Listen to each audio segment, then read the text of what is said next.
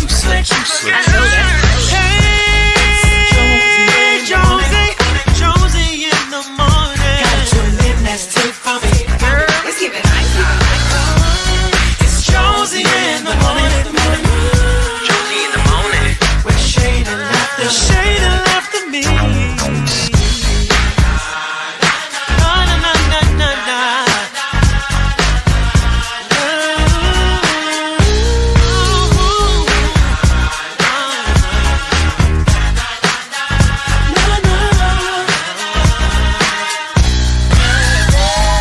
Jonesy in the morning.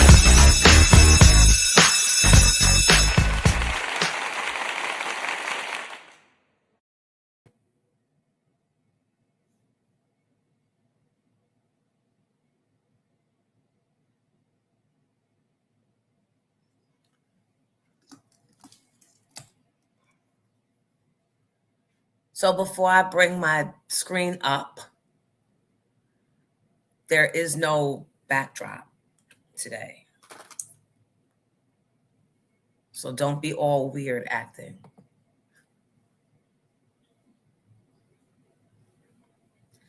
Don't be all weird acting. Thank you. Don't be all weird acting. You know why there's no backdrop? Do you want to know why? Do you want to know why? Do you want to know why? Because how the fucking basement flood again? How y'all spend my whole Friday, wasted my whole Friday with them here, fucking shit up. Leaving a cabinet leaned up against my damn piano. What? Like, you wouldn't do that if I was Jewish. You wouldn't do that if I was any kind of white. You wouldn't be leaving nothing over nothing. And they're going to go at the last minute. Oh, and I fixed so it was a pipe. The house is old, so it was a pipe, right? But then it still didn't explain why the washing machine, the sink next to the washing machine, keeps flooding, which I think was not the initial problem, but the second initial problem, right? So I said, when you coming back to fix that? Because how am I supposed to use the wash? He goes, I fixed it. Go ahead, you could try it. I ain't try it because I already know the trick. Ain't no way. So then the lady goes, I said, oh, I went to an Airbnb. And she goes, oh, but he said he fixed the sink, meaning now I'm not reimbursing you because you should have stayed. You could have stayed, but you went. She goes, well, did you try to wash? I said, when I get home tonight, I'll try to wash. So then I try to wash and come down. I put one thing in the wash. A little mat that they fucked up. How you taking people's mats out of their bathroom and making it clean our feet so we don't track through her house mat? I kind of see where you were coming from, but bring your own fucking mat or ask. I washed the mat, one mat, and the thing flooded again. And I'm not cleaning shit. And I have a whole wet vac. I'm not doing it. I'm not Molly the maid. But good morning. So they're supposed to come back. So I was like, leave that down because still, you don't need people knowing all up in the video. So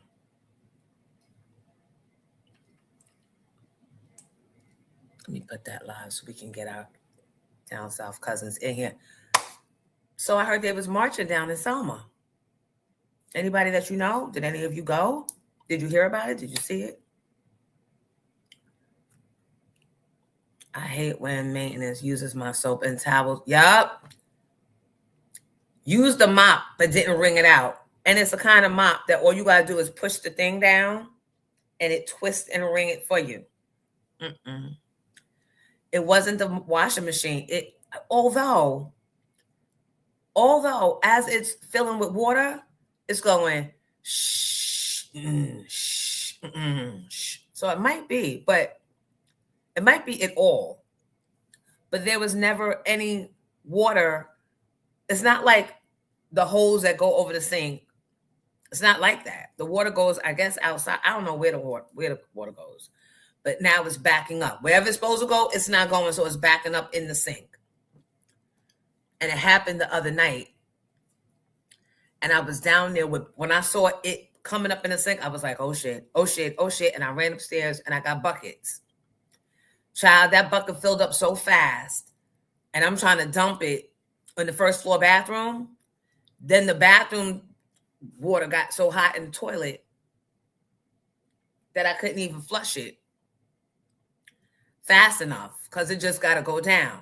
So I ran upstairs and ripped the garbage bag out of a garbage can and dashed down the stairs to scoop out the water into the garbage can. And then I couldn't lift the motherfucking garbage can. So I said, Jay, and he was asleep and came and saved me and was like, bruh, I'm trying to go to sleep. Any other time you want a video game, help me. I said, just get it to the side.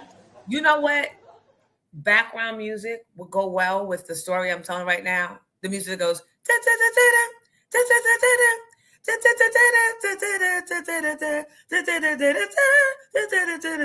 that's what goes with this. So he gets it to the top of the steps and he really does not drag it to dump it anywhere. But now his toilet is full, right? My toilet wasn't working.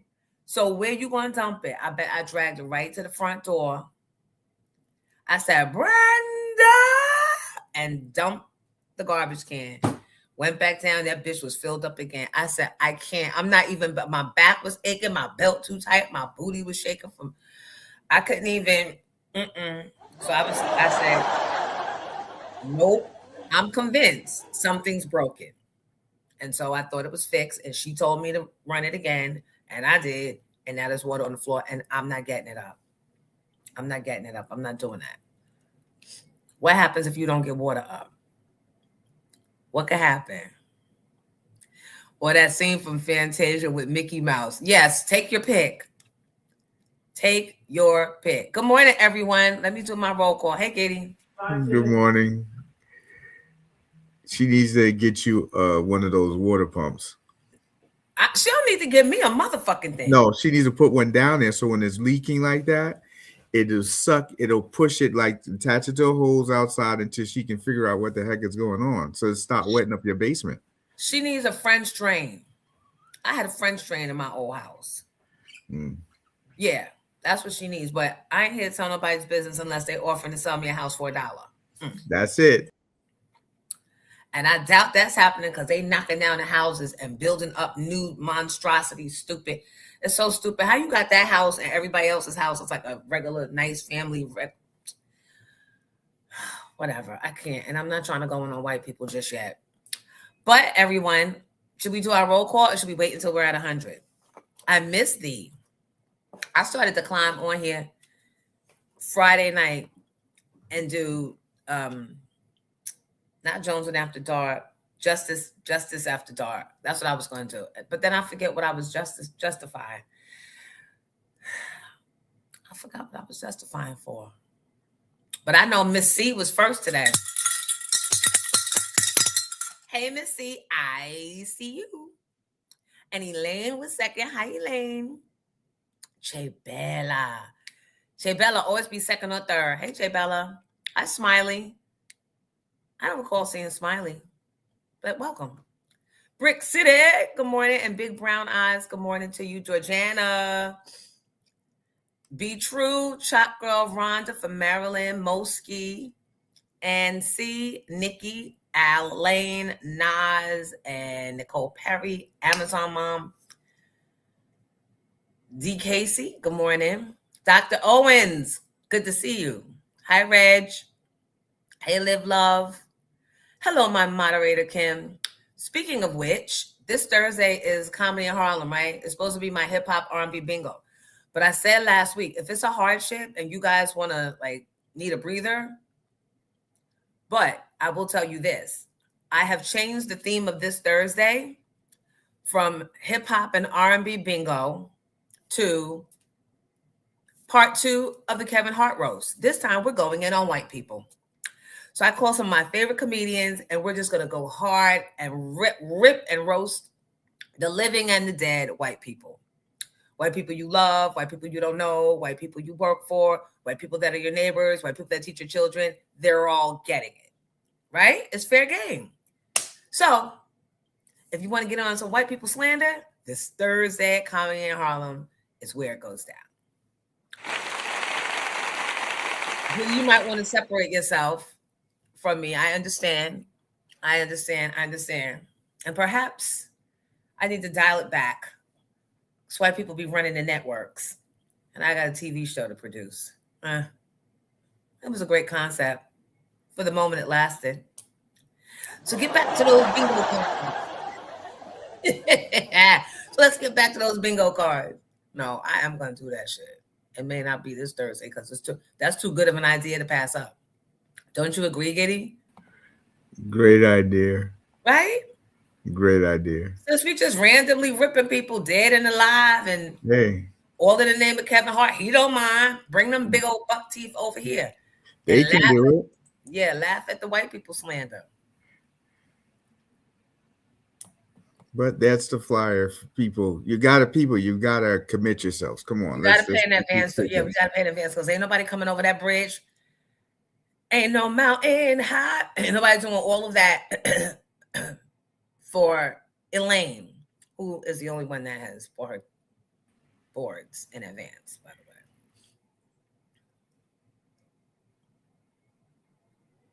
Hey, Nick Music. Thank you for the email. I started it and didn't finish it. I had a busy weekend trying to catch up from my wasted Friday. I started it and did not finish it. Guys, come on. Hi, Isaac's Papa. Come on over to the live on YouTube at Pink Champs the show. And guys, our projected bingo is definitely a fun thing. I did a first time thing on my show this past weekend. And Kim and Elaine passed through, as well as a whole bunch of other people. And they will tell you, when you're doing digital bingo, it's very fun. They had a blast. So come on, come have fun with us. Or don't, and just let us know in advance. Because I'm going to tell you right now, if we don't have at least, 20 people in advance by Tuesday, tomorrow, then I'm shutting it down. And C said, I better find another place to move to because it's going to keep happening. Oh, my God. She's just got to stop shortcutting, right? So they changed one of the pipes. They changed one. And now Che got no ceiling. The wall, it's all fucked up. So now he has to share my bathroom. This has been like 2 months of inconvenience. And probably the pipe in the ground. It might be roots from a tree. I don't know. But stop snaking and cut the old pipes. The house was built in 1950. And I know we don't just be wanting to. I've been a homeowner. I choose not to own a home. I choose. And every time I get in contract, I have panic attacks and I wind up getting out of the contracts. I swear to you. I was in contract with 3 houses, I think, last year. And each time, it's like I fall in love with it real quick. And then I find 100,000 reasons that I'm not ready. It's just, I don't know what it is. It's too much of a commitment. And then you want to fucking hook. So I'm not trying to get in her pocket and tell her, you got to fix this brand new. I'm good. But those are basics. Those are basic things. And I've been very chill, like not complaining about the having to go all the way downstairs to use the bathroom in the middle of the night and then walk all the way back up. And now you up. I haven't said anything. So, except about him leaving cabinets leaned up against my fucking piano and stepping on my damn rug. She was like, you want me to replace the rug? No, it's not about that. I want you to tell your mans and them to stop touching things. And then left all this white gook on my ladder. First of all, how you coming to change pipes and you don't have your own motherfucking ladder? Like, what is this? You renting my shit. My rug, my ladder. You want some of this Tito's? The hell? Hi, Nikki Blue. Hi, Anita, good morning. Nancy, good morning. Is Eric here? There go Eric. Hey, good morning, Eric. Hey, Ox. And Natalie Lubin. And Tegan Gal. Hey, Marcus Martin. Natalie, I heard there was a line, AKA line that went over yesterday in Bergen. Did you hear about that? Hi, Tracy. Hi, Mikkel. Good morning. Or is that not your world? Is that not your world, girl? Did he fix the washing machine, clear the drain filter? He ain't do nothing to the washing machine. They said it's the sink because the sink should not have water in it at all. It shouldn't. It never got water before, but that's because the water's supposed to go outside or somewhere, and it's not going, so it's backing up into the sink and overflowing. Oh, thank you, Jay Bello. And supposedly, was it Alabama that refused to do the redistricting of the maps? Was it Alabama that stood up and said no? All the Republicans voted against. They voted with the Democrats. Fancy that. But we still doing our roast. You don't get rewarded for acting decent. And you worked my heart up. So for that, you must be paid back. Hey, Two Girls Mom. Hey, A-Lives. Come on over here, guys, to YouTube at Pink Champs the Show. All right, so we can get this show started. Enough. I feel like I've been needing to go here just in case there's some new people that don't know what's going on. And hi, Disco Nika. Thank you, B Stu. Thank you. And thank you, B Stu. Thank you for the lunch fund. And Kim. Thank you, Kim. Mimi, good morning. And Angela Benders, good morning and welcome. Oh, A-Live, no work today? Good for you. Hey, Latera. L.A. Terra. Latera. Sherelle, good morning, Brother Ron. Hey, Jonesy, it's okay. Trinero. So, Giddy, do you have the video I sent you? I sent you two more this morning. I might have resent.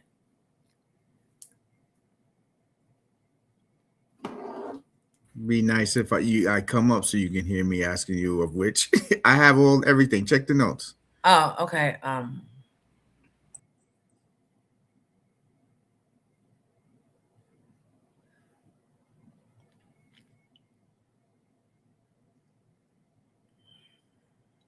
So what's this?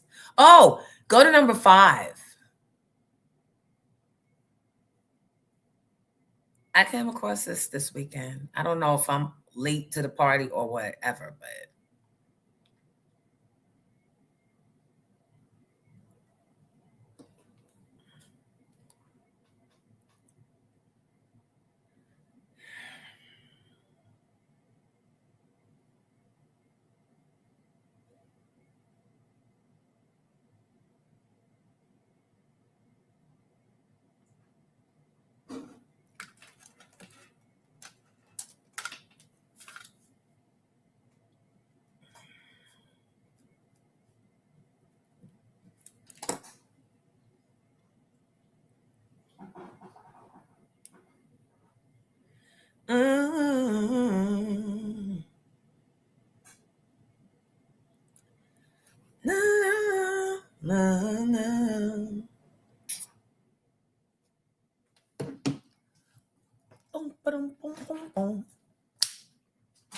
you guys, Kitty, what are we doing? Where is it?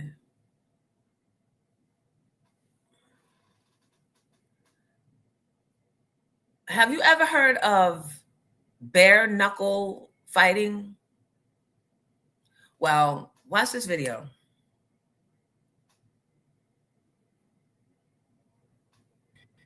You said number 5, and now you're saying bare-knuckle fighting, which is a different one. Are you sure? Oh, we'll play this one first. Okay. It said, oh, you know why? Because there's so much racism going around. I got it confused. Go ahead. Away. Because here comes the big belly nigga on my way up with my finger on the trigger. This is crazy. It took a long time, and now I'm living back. Notorious B1, Mr. Big Bag. That took the man's name in his song? I made the change from a common thief. Oh, come on, man. Now we all know why you said this in the song. From the Mississippi down to the East Coast. You gotta be kidding me, man. Tiger wrote that shit, Notorious B1. You know what I'm saying? And nigga took our shit. That's insane. Did you guys know that? That's why I said y'all might have already heard this. And play it again, Giddy. Could you imagine well, for me, I would be outraged. I would like. Notorious B1, Mr. Big Bang. Y'all took the man's name in his song?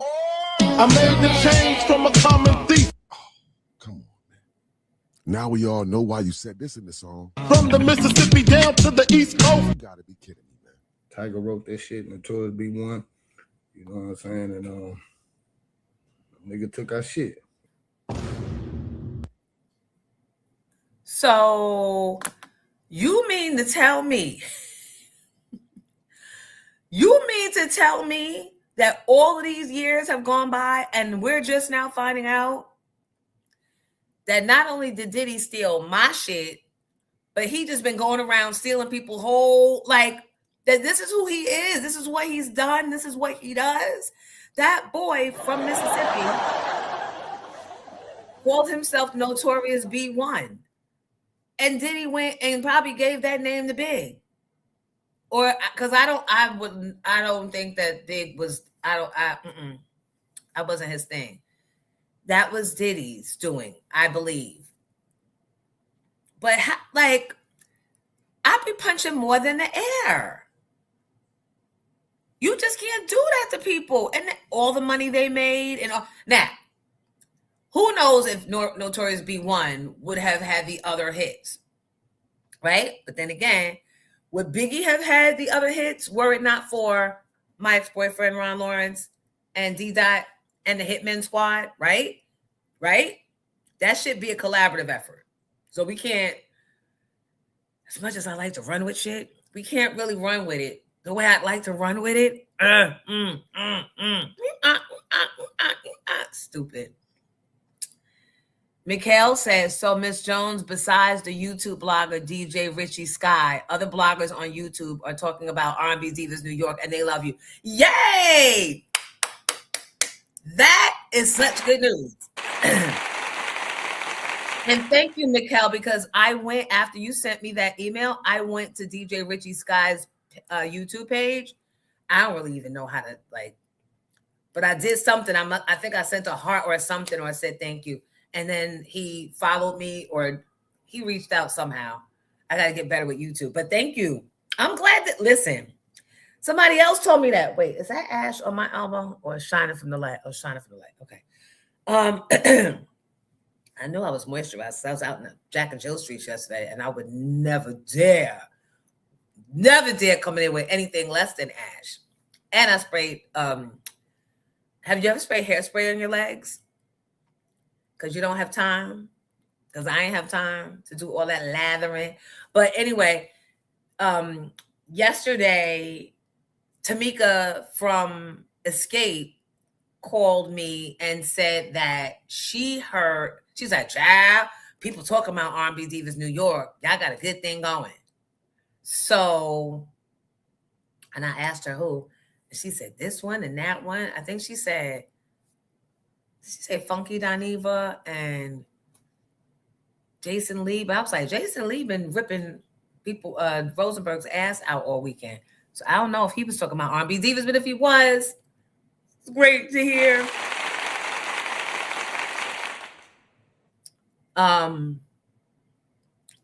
This is exciting. I'm so exciting.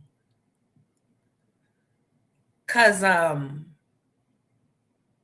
why is it exciting? For me, it's exciting because I've been doing the same job that I never intended on doing. Radio was never anything. I've been doing the same shit for 31 years. And as much as it's helped me, pay my bills and have vacations and raise my kids, right? I feel like radio has not been good to me. It's a dirty business, and they don't celebrate and respect talent that they either didn't have a hand in, couldn't understand how the talent is so talenting. It just wasn't good for me, and I overstayed. So now I get an opportunity, and I love singing, but we all know the music business is different than singing, right? right? So when I'm out there singing with the Pink Champs band, which by the way, Pink Champs band is still available. We'll sing 80s, 90s, 2000s, whatever it is. You can even give us a freaking playlist. When I'm singing with the Pink Champs band, that's wonderful, but that's not full-time necessarily, right? And I love when I'm doing new records with Lady and a Tramp. Hey, Marcella Precise. Hey, Tramp. Or Ted Smooth. But what keeps it fun is that it's not pressure to the shit gotta hit. It gotta hit because this is how I eat. I don't understand the new way records pop nowadays. So I don't have energy to try and relearn the music business. So to the point, this is exciting because I feel like I absolutely have the tools to be a great executive producer. And I know that I do because without even trying, I executive produce Clear My Name by myself. Like, right. Didn't realize what I was doing when I was visualizing what needed to be happening. I actually was acting the role, right? In my mind, I was like, I've seen this happen. I've seen that happen. I want this. I don't want that. And then, of course, there were other things I wasn't aware of, like the graphics and shit and the camera equipment. That's not my bag, but doesn't have to be for you to be executive producer. So when I executive produce my own shit, then I knew, and now I'm actually wearing the hat, and it's a lot of work, and it's a lot of, and I'm tired. I got to dig deep and be like, nope, finish making them calls. Nope, get up now and secure. So I got rnbdivasnewyork.com. Hey. Just shit like that. Just things like that. And we're moving right along. And so we've got some great stuff. Can we talk about my stolen hoodie? Oh, J Bella. Now. Yup, because somebody stole it at Comedy Harlem 2 months ago. Hi, Kiana. But I got to make good on that. Actually, you know what? Can I just sell you back? Can I just sell you back? I don't like the merch game. We're getting a website done, and we're going to do the merch direct from the manufacturer to you guys. Because I got too much, and I can't let the momentum go with the TV stuff. Paul Mooney made a career of snapping on white people in front of a mostly white audience and having a white wife. Did you know that? But that's different, right? That's different. When you go to Paul Mooney, you knew what you were getting. I'm seeing all these comedians. I was disappointed. Godfrey.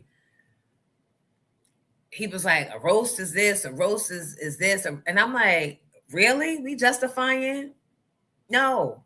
And we don't care about Dean Martin roast. We don't care. We all know when they started. Ha, ha, ha. No.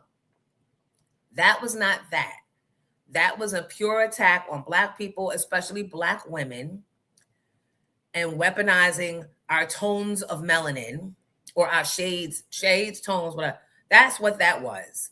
Let's stop always trying to overcomplicate and make excuses for bad behavior from these fucking crackers. Let's stop. I'm not saying we got to sit in it, but we ain't going to justify it. You ain't going to tell me that there was nothing funnier that y'all could have said. Like, nope. And that guy, I forget his name. This is who he is. They said this is who he is. He's the most MAGA, outwardly racist. So for them to go and get he who lives that, ain't enough Charlie Kirk jokes in the world. But there will be this Thursday night at Comedy Harlem when we roast Kevin Hart for the second time. The white edition. No, the pink edition. Fucking with us.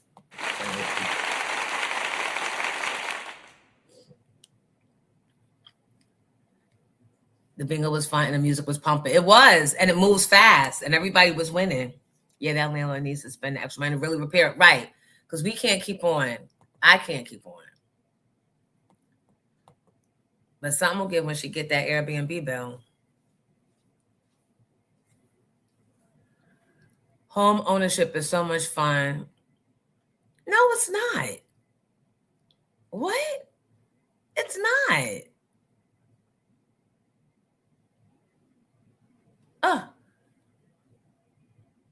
Hey, Katara. Hi, Chris G. Yup, Drama Hawk Promotions. Yup. I'm staffing up too. That's crazy. They will only be getting half a rent from me until everything. Well, I'm interested. I don't want to be the first one to jump up and be like, I'm not paying. I want to see what she's going to say. I want to see what she's thinking. Exactly. How you plug it? Home ownership is not fucking fun. Big R. So what did you think since you watched it? Oh, thank you, Chat Girl. Paul Mooney was fire. And then he got dementia towards the end.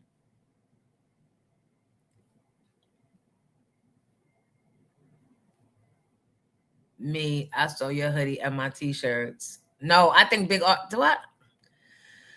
I'm returning everybody money who didn't get their stuff. I still don't understand. Did we ever find the video of me showing the packages with Ulysses' name and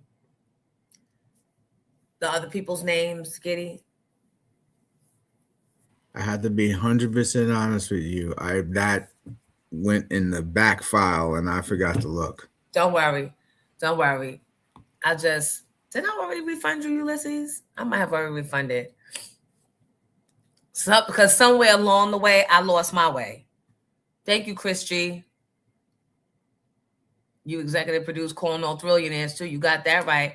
And quiet as his ass, I have not heard back from him. So I'm sending another email. He's probably watching. Little boy, I'm gonna send you another I'm gonna send you another email today, specifically just asking for your counsel's information. Because either you, one, don't know how to respond, two, already spent the money that you made stealing my shit, or three, just plain old think that avoidance is the answer. Where's that? That's from Jamani. That's from Jamani's office. You might feel radio was not good for you, but coming back, you gained new fans and put out new music. Yeah, there were spurts of radio that worked for me. But I feel like Little Kim, she feels she's the most disrespected female rapper, and I feel like I'm the most disrespectful and discarded female radio personality. That's how I feel. All the rest of these bitches, they get to stay horrible. They get to stay for years and years and years in the same spots, and they ain't talking about shit. Ain't talking about the shit they could be talking about. They just do it enough to get by. So, and those of us that go the extra mile, well, you see what happened to Wendy. I'm not saying the end part. I'm saying how she was doing her job. She was doing what was making ratings for the station. Wendy was a huge ratings getter for Hot 97. But as soon as Diddy threatened the powers that be, allegedly, just like that, get rid of her. And she had to uproot, move down fuck that. No. Nope. You don't get to make money off of me. And then when it serves you no more, then you just let me go. Oh, but wait, they did it. Not once, not twice, not three times, not four, not five, but 6 times. So fuck radio. The brand is the brand. And now we're moving into TV. So, and now everything, even I'm watching bitches. I'm like, what is this show? It's not. It's people building sets and it looking like something, but it's hard for me to really enjoy stuff. Wait, what is this?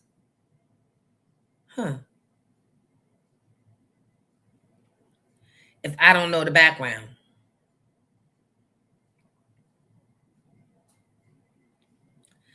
I just found a different area of my phone. I clicked on something and it took me someplace else. Oh, so look. I got the drapes. Ow. Ow. Ow.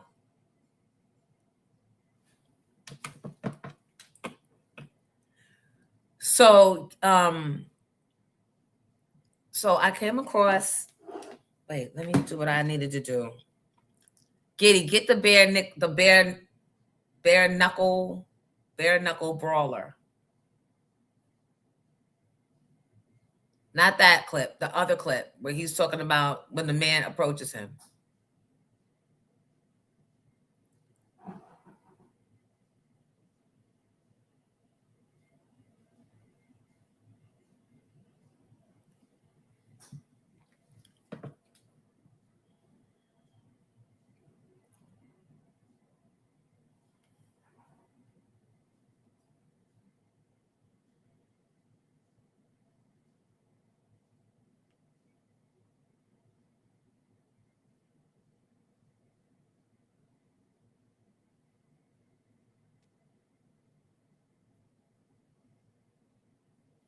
Shit, used to get punched all in the he not.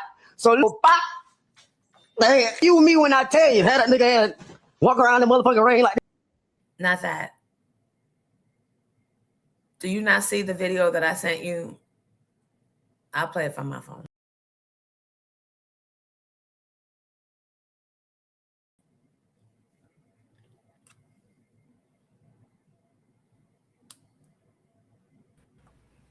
You said not the other one. That one.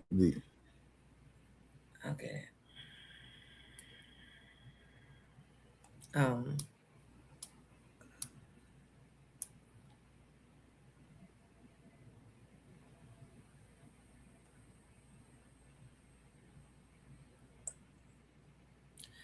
What is this?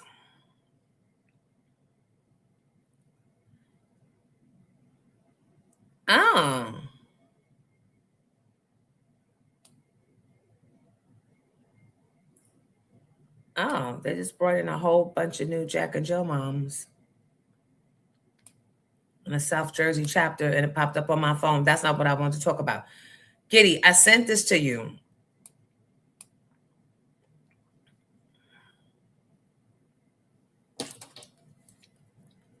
Hold on, people.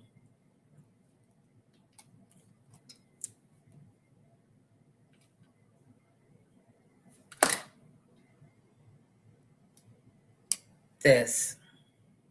Yeah, I decided to sit where I feel. Whatever. If you feel you're uncomfortable, then leave.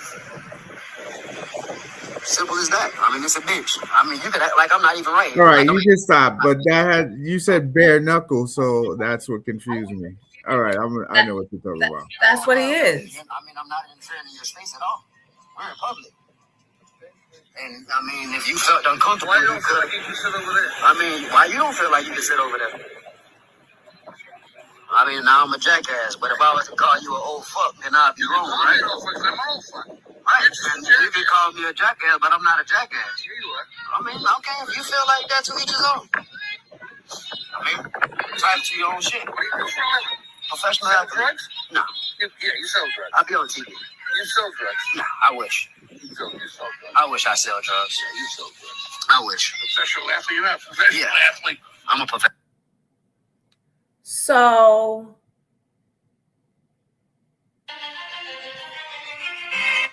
I don't know why it cut off there, but the old white man wanted him to get up off the bench so he could sit next to him without, it was enough room for both. He didn't want to sit next to this guy. And then he asked him, are you a drug dealer? This is why we have to have the second Kevin Hart roast this Thursday at Comedy in Harlem. Because if we don't start pushing back and putting them in their fucking place, like how do you randomly with your old you got no wins. You know you got no wins in that hanging skin and them frail sun-dodging jeans of yours. Like they gotta stop. So then the guy says, I'm a professional athlete. And the old white guy continues to insult him. You're not no professional athlete. What kind of athlete are you? He said, I'm a bare-knuckle wrestler. And I hollered. I don't know. I hollered. And then I went down the rabbit hole by myself, only to find out that he is, in fact. Now you can play it, Giddy. I think I sent you a clip. Not that last one you played, the other one, where he's actually fighting. I went down the rabbit hole of Brandon De Rosier.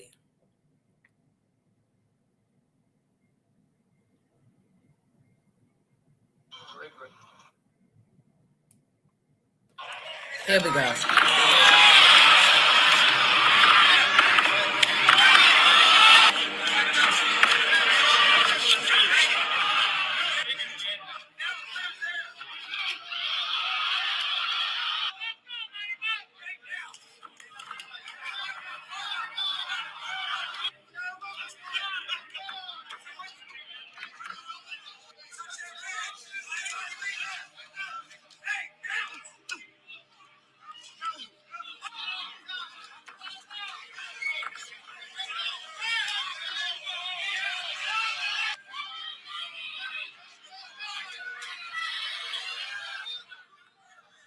Too late. I already beat you to it.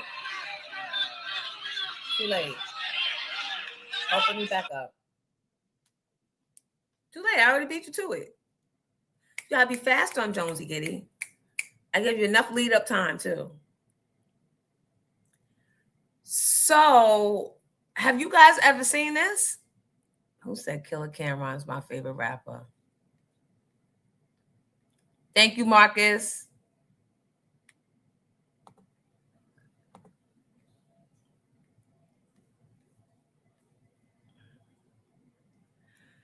Bare-knuckles would have rocked his world completely. So I reached out to Bare-knuckles, and he's going to be calling in this morning at 10 because I'm fascinated. And I think he might even be local, like in the Connecticut area, because as I continue down the rabbit hole, I saw a flyer for one of his fights that was at Foxwoods. So I'm like, maybe he's in the area, at least on the East Coast. So let me send him the link. Hold on. Everybody just calm down.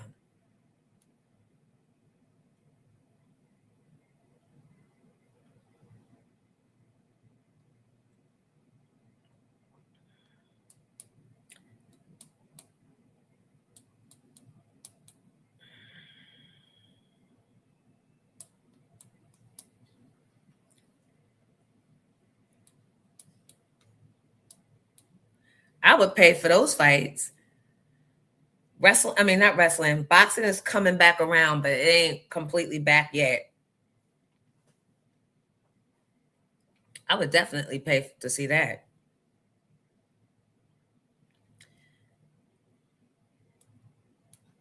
Hold on.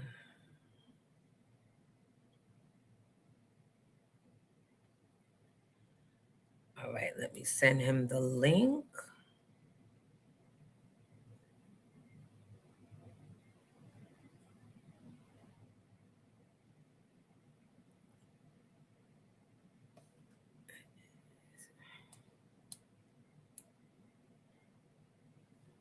Thank you for your patience, ladies and gentlemen.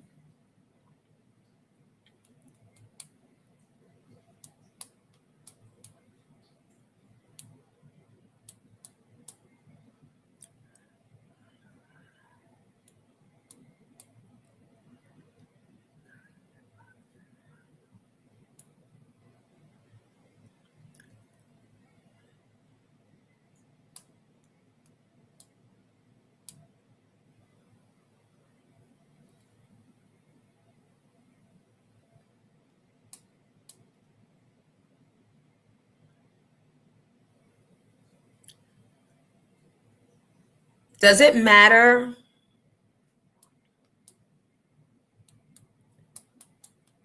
if you put HTTP, if you put the HTTPS in all caps? Does it matter? No. Okay. Sending link for 10 a.m.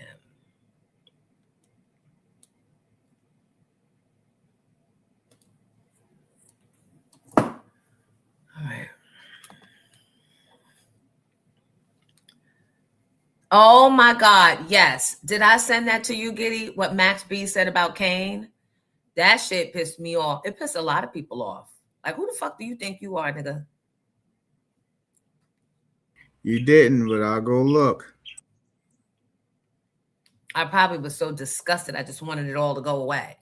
So Max B, whoever he is, I don't even know who Max B is. Disrespected Kane. Somebody brought up the two boys, Wallow and his brother from Philly, Gilly and Wallow, were interviewing him and asked him something. And he was like, what? Like, basically, that nigga ain't relevant. What has he done for me lately? You've been locked up. What's anyone done for you lately? I'm just saying. Very disrespectful. And then even when they tried to kind of turn it around, it was a small effort to turn it around, actually, which I'll talk about in a minute. He just went further, like, no, that nigga old. That nigga this. That nigga, like, what? Go ahead. Ain't stop running. Who, Kane? Big Daddy Kane. Where Kane at? I ain't see Kane. The last time you saw Big Daddy Kane. Come on, man, don't do that shit. Nigga, I just did 18 years like you. I ain't see Kane. Kane wasn't even on the kiosk. What is you talking about? Yeah, Big Daddy Kane. What the fuck? This is a legend. This is a legend. Hold up, y'all man. Niggas, I love y'all niggas, but I'm about to do a part 2. When I say something about a legend pussy, you step out on me, nigga.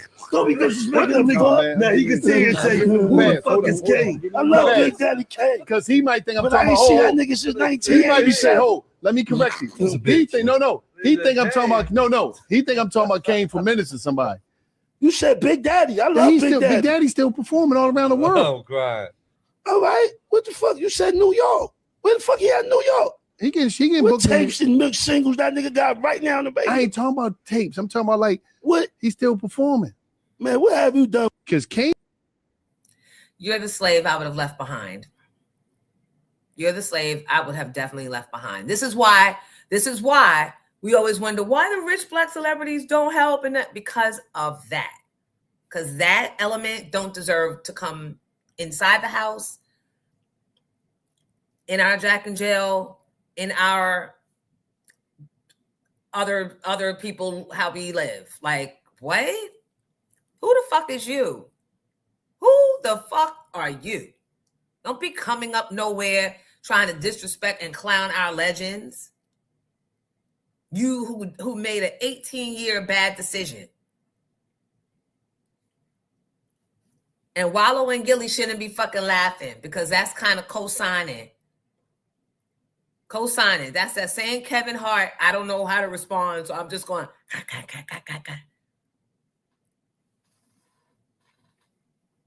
Prepare yourself. This is how you prepare yourself.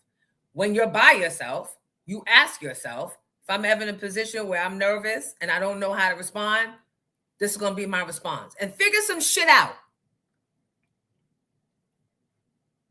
But don't just go along to get along because it feels uncomfortable. Because you look crazy. Unless that's the menu of item of the day. Letting niggas clown and you laughing. No. And I don't even know why that, like, let me be quiet. Because I don't have no problem with them. Jason Lee has problem, or that Rosenberg boy has a problem with Jason Lee.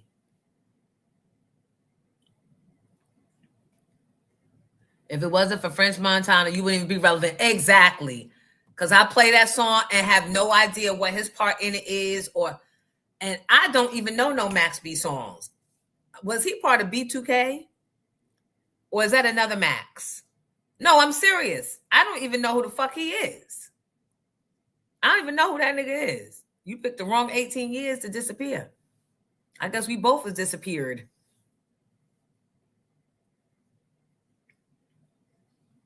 Right. That's not how you respond. And you could tell he thought he was being like a comedian with it. And that's why Gilly and them laughing. Why y'all hyping him up? Y'all was supposed to stand on business. He was a part of Dipset. Oh, child. Ain't nobody, child. The best part of that was the snowblower video. Like, what? Who is, like, what? Max B made Jim Jones hits. Okay. Boiling? Like, because that's all I really know. No shade. See, now it looks like I'm being shady. I'm not trying to be shady. I'm just, hold on. My shit about to die.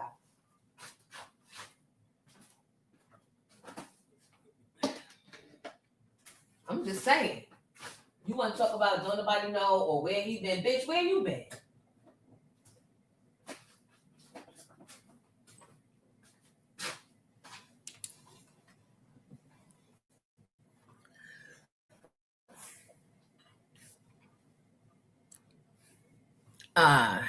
Kane has standards and integrity. Let me put this. We too old. Here's the thing. We too old to be talking for no reason like that. There is a clear and direct enemy. So if you're not having that same energy to the clear and focusing only on our clear and direct enemy right now and not trying to rattle and rile up the coalition, we ain't got room for you. We don't have room, time, space for you. We don't need those type of distractions. It's all hands on board against the common enemy. And the common enemy is anybody who's down with rolling back Black people's rights, calling people N-word, and doing things against Black people. Whoever the fuck that is. It could be a Black person that's down with that shit. Did you see that coon? That Republican governor, I think he is, or a senator or something, saying, I am here to confirm that racism does not exist. He was running on the Republican ticket, and what happened? He was running, sucking up to Trump. Trump hated his opposition, but because the opposition was white, Trump went and endorsed him. And he's standing there confused, like, what? So I'm tired. We ain't got time to bring y'all up to speed.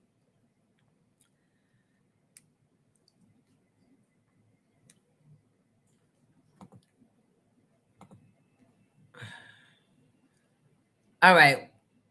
This is Jason Lee allegedly said that Rosenberg is a culture vulture. No news there. Rosenberg got his little... You should ask your friend, ASAP Rocky, what he feels about Peter Rosenberg. Ask him if he's a culture vulture or if he helped make his career. Well, let me say this. And he will say, oh, Rosenberg is the guy who took my songs, cleaned them up for radio play, and gave them to other DJs so he could play my music. Right. So all I'm trying to say is, to me, being a culture vulture is taking from the culture, not giving back. And you did. I have gotten things from hip hop culture. It's helped make my life, and I'm incredibly grateful. Okay. But I have always and always will prioritize giving back to that culture, helping uplift other people, people of color specifically. You want an that award? will always be a part of my life. So when you just lackluster throw out culture vulture, yeah, man, on a big platform like Drink Champs, and you have a big voice, and by the way, you're a very entertaining, charismatic talker, it sounds really good. Yeah, that's some hurtful shit to say about someone. Okay. That's not who I am. Okay. So I'm going to just say this. I'll be with Rocky tonight at his son's 4th birthday, and I'm going to tell him to his face that I don't give a shit what his opinion is about his support for you, your support for him, what he's done for you, what you've done for him. Because me and Rocky talk about Rihanna, we talk about his children, we talk about how proud he is of me running for office and his love for Harlem and helping kids. We don't talk about you or anybody else. So I didn't interrupt you. So I just said, you're saying bullshit. Wait, do you want? I just said meaningful content. You're talking bullshit. Do you want me to respond, or do you you're right now? You're just showing off about you being friends with Rocky. I don't give a shit. No. You told me you invited me, and I'm giving you. I just gave you facts. You're giving me bullshit. You invited me to talk to my friend about you, and I'm telling you that I'm not going to do that because his opinion of you does not matter to me. Here's what I'm saying to you, and I'm not saying it on social media, or I'm not saying it on Drink Champs. I'm saying it to you on your show. Okay. That I said this about our mayor, where I'm the vice mayor and she's the mayor. She appointed me. I said, they love our penises, not our policies. I love that you love hip hop. I love that you've done a lot for hip hop. I love that you put a lot of people on. I love that you believe that you're the reason why ASAP Rocky Didn't say that. Whatever you said. I believe, and I believe you love hip hop, and I believe you've done a lot from what I've talked to Dory and other people about hip hop. Hot 97, what y'all did over there was great. What you're doing here is great. What he's doing at Apple is great. What you're doing on your own is great. None of that. I'm not taking any legitimacy away from the work that you've done. I'm talking about when niggas like George Floyd are dying. That's the real shit that matters. Yeah, I speak out about that too. Hold on, great. No, I speak out about that. Always have. Okay, but guess what? Spoke out about LGBTQ rights. Great. Always but have. You ain't suck dick and you ain't black. And so you know what? So Let I me tell can't you contribute. Let me tell you something. So I can't contribute. So you'll never really know. That's great. You'll never really know. If you want to draw lines, if you want to draw lines with allies over the fact that I'm not black or I haven't quote sucked dick, but you don't know that I have stood up. You don't know that I have risked my livelihood. I risked my livelihood wearing a Black Lives Matter on live television, getting in trouble with bosses, standing up. What groups have you stood up for that you're not related to? And I got shot, and I now run the city whose streets I used to run. And by the way, you know what? I think it's very not cool. A measurement. But yet you keep bringing out measurements. This is for your clip farmers that need this moment.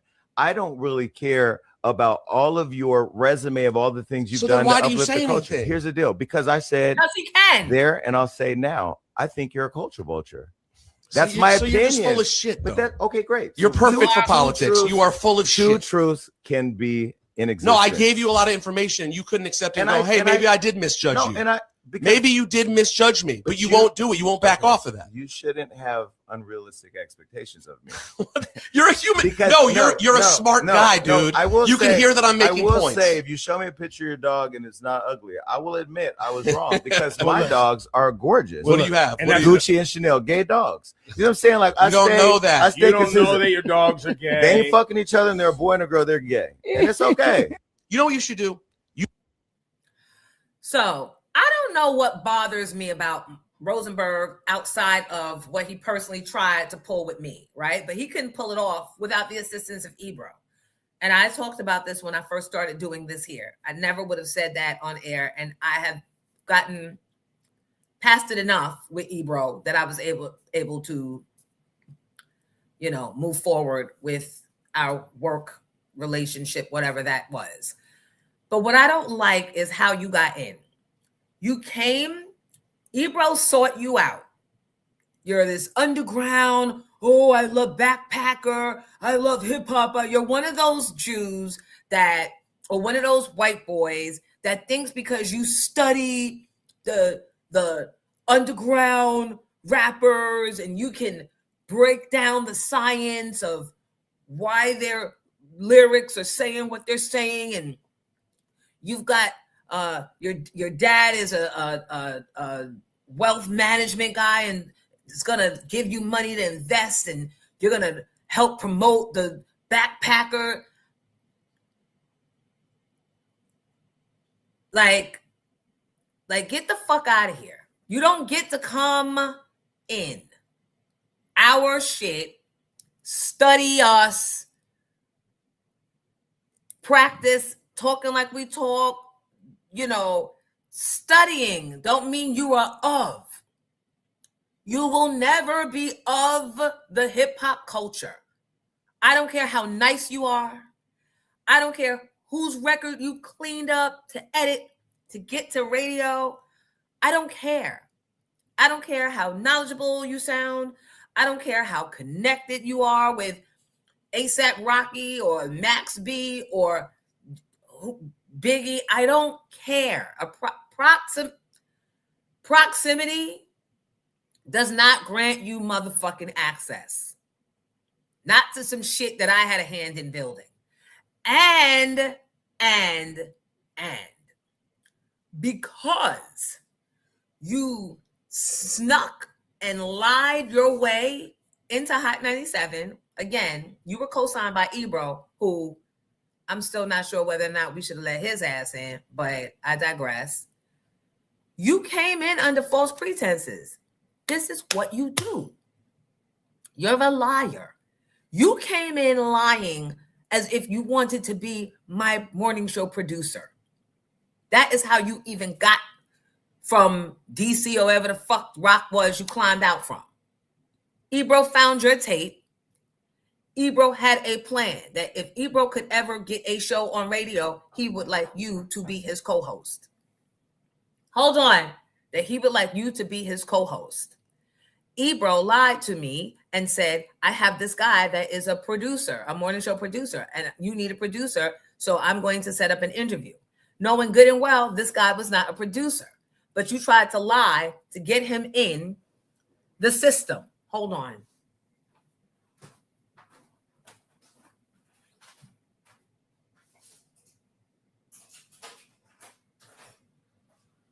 Hi, how are you? Yep.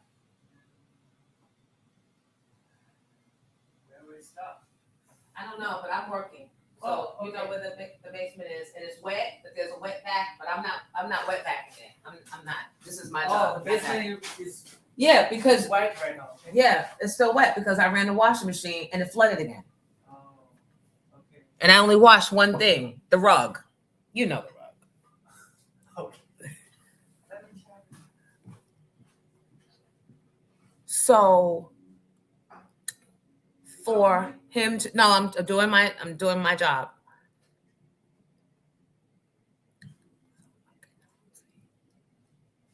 That's why I don't have the banner up. So you lied, so you could get him in the system. And when I interview him, I come straight out because I'm like, this nigga don't know nothing about producing. I'm asking him all these questions that are relevant to producing a morning show and things he would need to know, things he should know if this is where he comes from. Even if he hadn't had a job in the field, there's things you should know about being a morning show producer, especially in New York City, right? He didn't know anything. So then I finally said, you ain't trying to be no producer. You trying to be on air, aren't you? And he said, yes. So you come in like a thief in the fucking night, lie, steal, kill like y'all do. And now you want someone to thank you?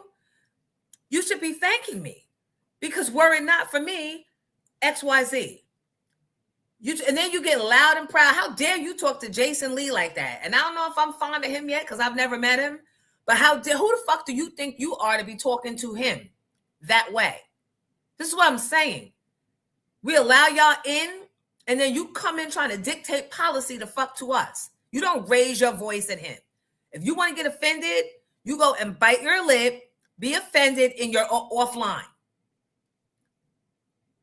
What gives you the qualified? Like, I don't know what that is. I don't know if maybe I just can't get beyond the shit.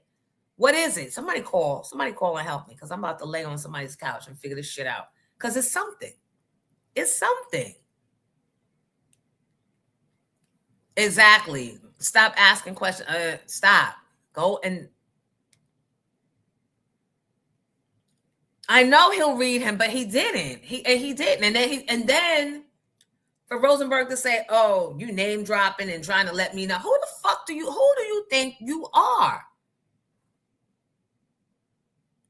And this is what incenses me against Ebro. You allowed this trash in. You allowed him in. You did that. We did not let you in to let that in. You are the problem. And then you let that in and stop playing New York rappers, New York artists. It's almost like he ignored the cardinal rule. When you come into somebody's town, you don't make them pay a tax. Like, you got to pay the tax, right? You're on New York airwaves and you ain't from here, but you've come here. So you got to pay a tax. So that tax is like, you got to support our local artists. And even if the shit is whack, you better figure out the concept. You better figure out a theme where you could say, is it whack or is it whatever? Hot or not? I don't know, whatever. But what you don't do is come into a market that you ain't from and think you can just ignore the people that actually built the station and not give their music a try. And maybe I'm off. Maybe I've just fucking been home too long. But I feel like anywhere, in any business, you don't come into a neighborhood and put up a fucking Chinese restaurant and think that you're not giving me extra fucking duck sauce every time I come in this bitch. That's your tax to me. I'm low-hanging fruit right now. You get my gist. You got to respect and serve the people. And like, you just can't. But the only reason why Rosenberg feels comfortable and getting in his loud voice, the only reason I would have,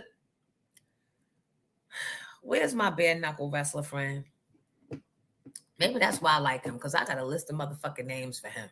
I just want to bring that nigga with me to all my events. And I wish a nigga would. I'm just going to bring him with me and just have him knock motherfuckers out.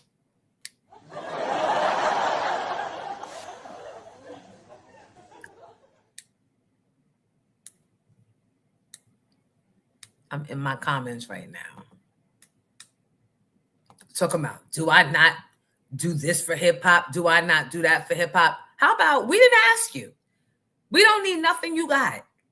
Clearly, you needed us, because I don't see no other station. I don't see no pop station. It wasn't until after you got on Hot 97 that you were able to get all the ESPN. See, you use us in our shit and think you can, oh, I did this and I stood with Black Lives Matter. I'm sure they do matter to you because they gave you a job.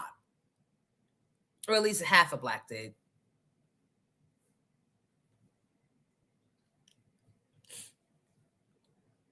I really wish Kay Fox, that used to be on that show, even I wish she would talk now, because Needle Nose has nothing on her. Tracy, can you find Kay Fox and invite her to Pink Champs?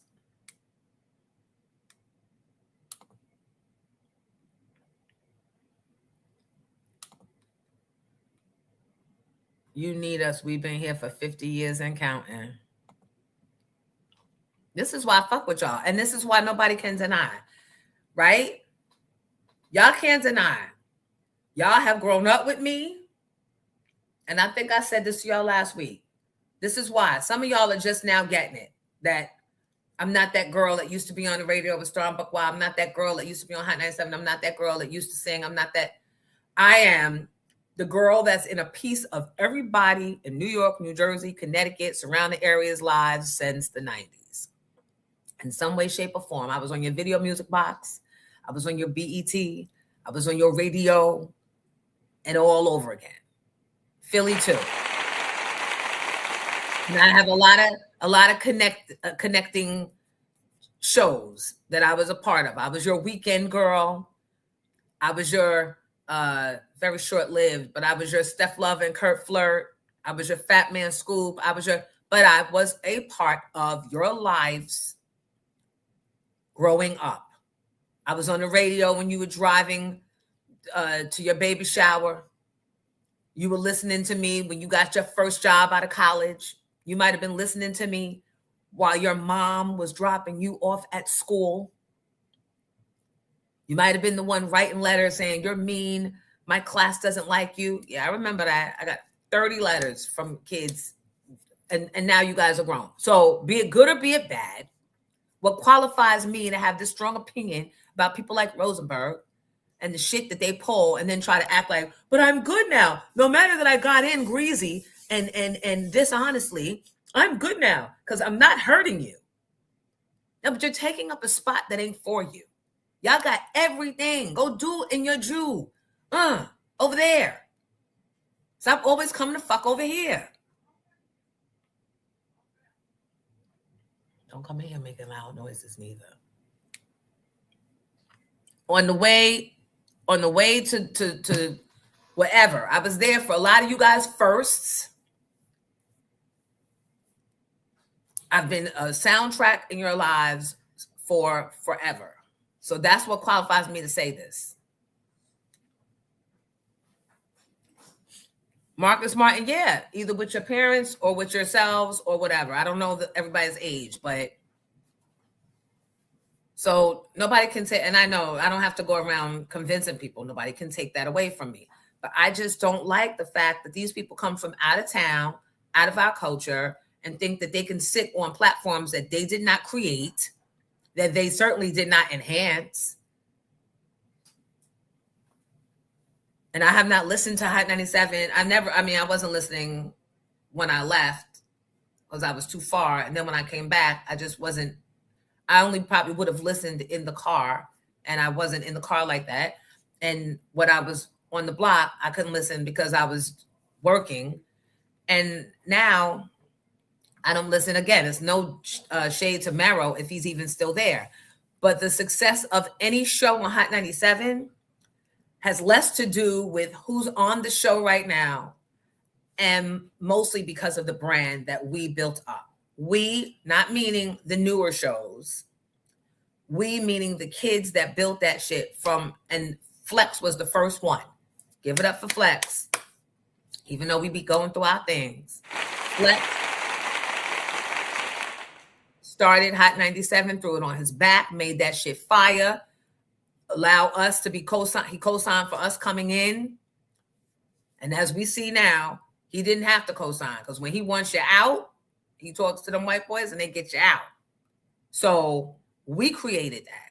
Our ideas, our concepts, our street hustle, our relationships with artists, and encouraging them to come up, wake up early and come on the show. We did that. We did that. We made it easy for y'all now to come after us, the Ebros and the Lauras or the Needle Nose and the Rosenbergs. We made it easy. We broke that shit in. So don't ever form your mouth to talk about anybody checking you and finally calling you the fuck out. Now, where were we? Let me go back in my notes. I haven't listened to Shot 97 since Michonne's left. Don't like Ebro, don't like Rosenberg, don't like Star, didn't like Info, don't know Needle Nose. I miss Wendy. Nicole. Oh, God. Because we outgrew that shit. We outgrew it, and we outgrew the conversation. Right? And at some point, you have to level up your conversation and stop trying to feed to the younger audience, because Hot 97 is good for our kids. It's appropriate for our kids. BLS is too old for us. It's good for our parents and their parents maybe, but it's too old for us. Breakfast Club is for kids too. It's very for kids. The only station that pretended like they were for our generation was the one I just left. Emphasis on pretended.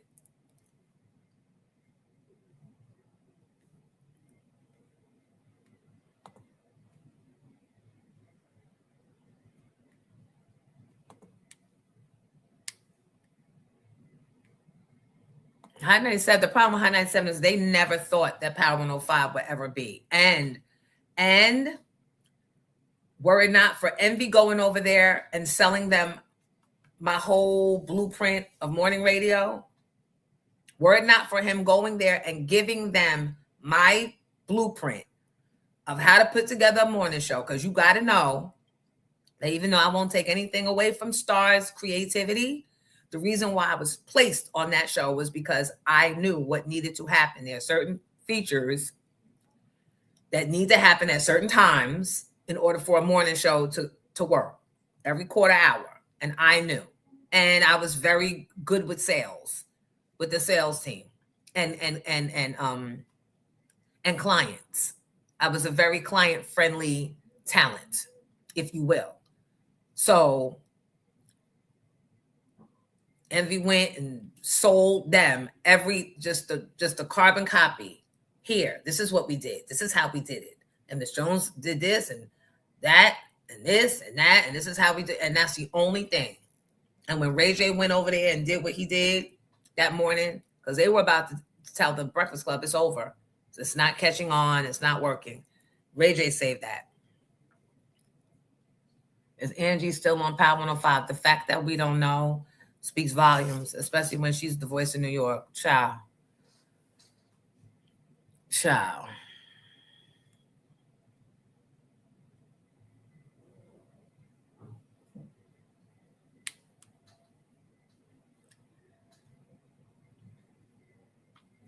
Miss D's Kitchen Greetings. My colleagues never share the process. They just do the work.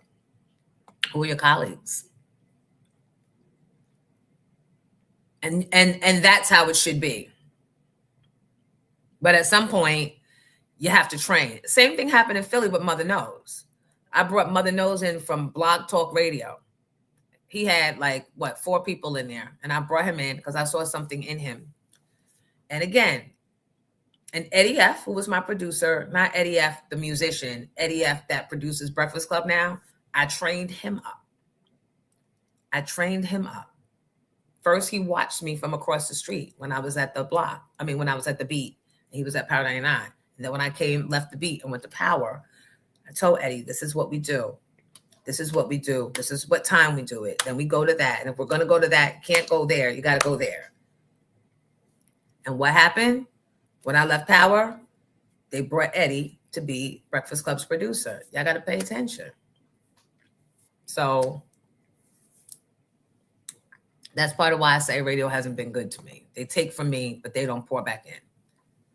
And this last go round, I have to say, I took from myself. I didn't wait for people to get me exposure. I didn't wait for people to help me get a record deal or get records out. I didn't wait for anyone to consider me be over at Pix 11. And I did all that on my own. Angie, on the other hand, had Tracy and her boss, Judy, our bosses at Hot 97. They're the ones that got Angie that record deal. They're the ones that said, we're going to create our own star and we're going to show you record labels how it's done. Because they got tired of the record labels always trying to negotiate. Oh, Busta will come, but you got to give him this. And, oh, we'll do this, but you got to come on our record. And, oh, you're... And they were like, you know what? We're going to show them that we can build our own star. And Angie was the project.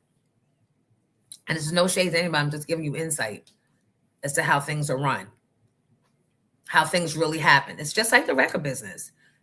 Get an artist, material, the record label is the machine. They're going to make niggas think that they are actually ordering their record and ordering their video to make it hot.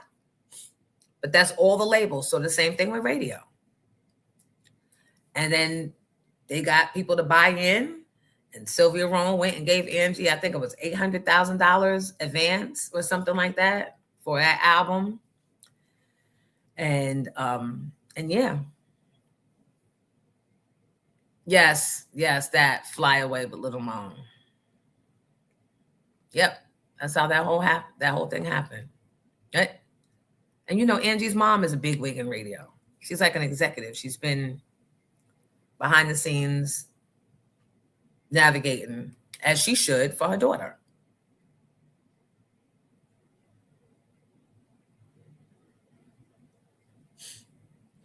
NYC staff, they train portions and never the true source.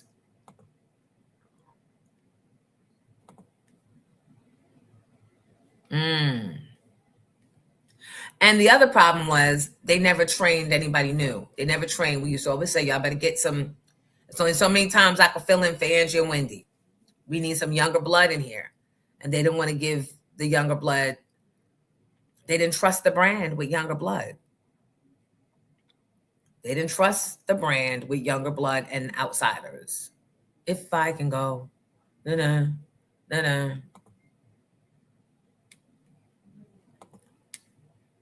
So, you know. I mean, we can move on. Let me see.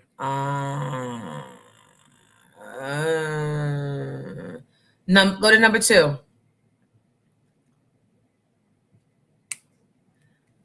And after we get to number 2,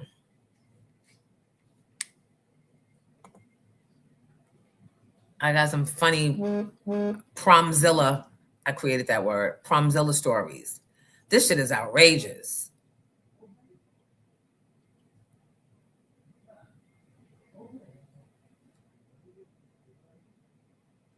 They're going crazy over proms. I know it's always been a thing. I was actually one of those girls that was very excited about prom from a very young age. But all right, play this clip. Are you American? And what? Are you what? Should I call ICE? Call. Oh, show me your certificate. Call. I Show don't me have your. to show you anything. Actually, you do. You can call. Actually, ICE, you whatever do. you want to do. Yeah, I mean, actually, I can. You can call. I'm American. Call. Are you American? Can you call? I'm No. gonna call police now because you're fucking bothering Call me. policia. Can you please leave? Call policia. Can you please leave Call us? policia because you're not American. Can you call? Go ahead. I want you to. Should you Guys, go back? guys, I'm Guys, sorry. can you This please woman is like behave. Yeah. Could you please help us? Can you I please We literally- don't I know literally this just woman. asked Please the help us, question, okay? I literally just We asked the don't know question, this Anna. woman. Please. You do know me, Anna. You will not help us, guys. You will not help us. No, Are you because working they're here? Americana. Go back to your own fucking country and maybe Guys, they'll you are fucking help working you. here. You are not helping No, us. It's a because- joke. No, it's America. It's America. What So, are you? guys, Not it's America. We cannot feel protected with like 3 men around us. Are you? Good that I filmed everything, guys. Good. Hold on. Let me get. Actually, can do. Thank you. Do you see how it didn't matter that she had 3 employees standing right there witnessing all of the abuse, all of the vulgarities, and the woman even leaned in and kissed her? And those men said nothing to help her. Did nothing to help her at all. What would you have done?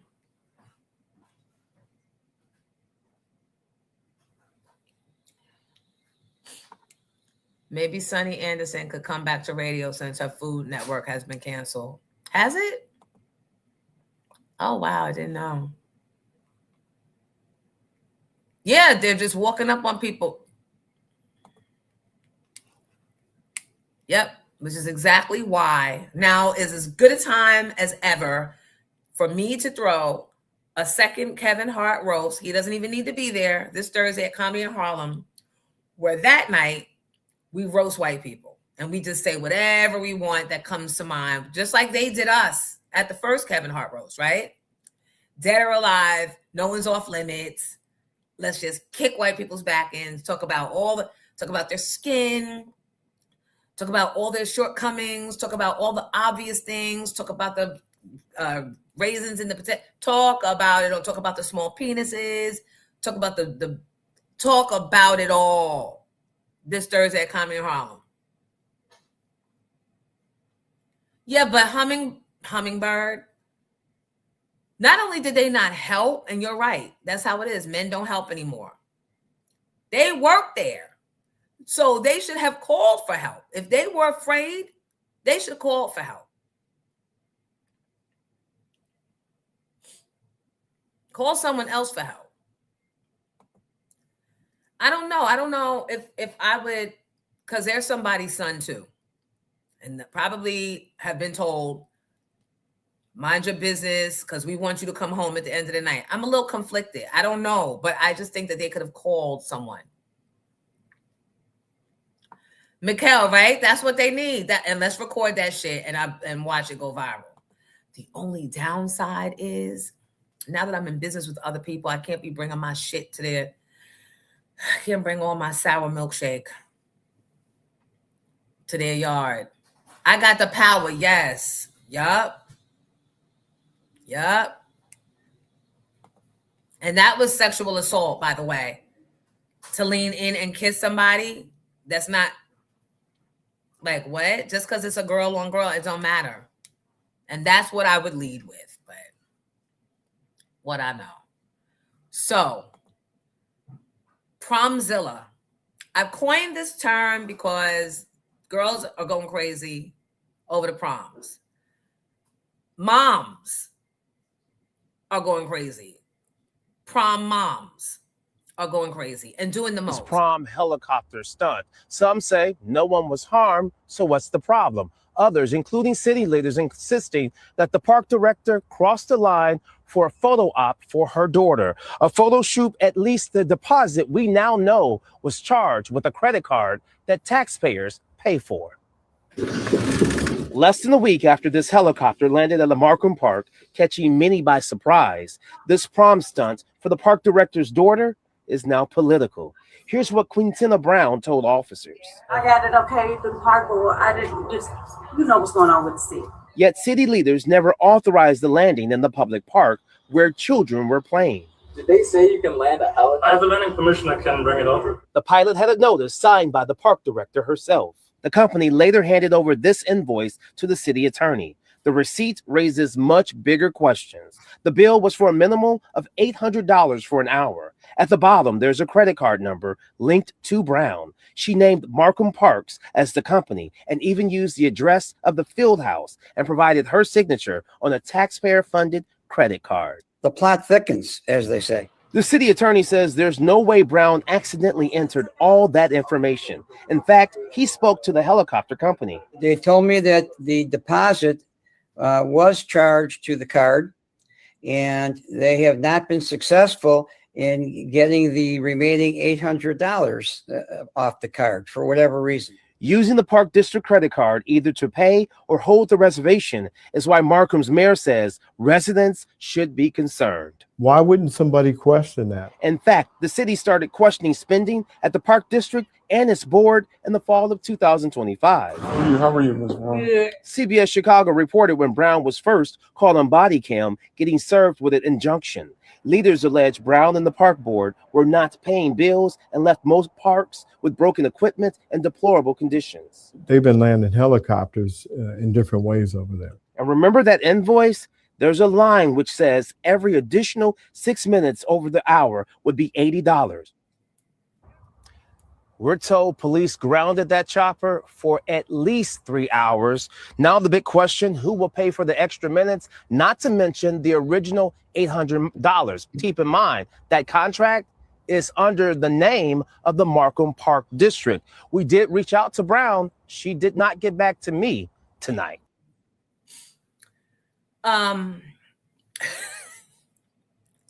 That's a whole nother level. That's a whole nother level. Because now you throwing it all away for possibly for a prom. And yes, for people to throw away their job, but they're not losing their jobs. This is what's happening nowadays.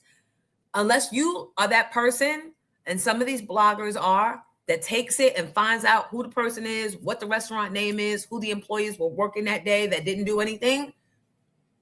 They live to see another day. And some of them that actually we see in the act of doing bad shit, they get GoFundMes created for them. I think there's one out on bail now because of a GoFundMe and was like dead ass wrong.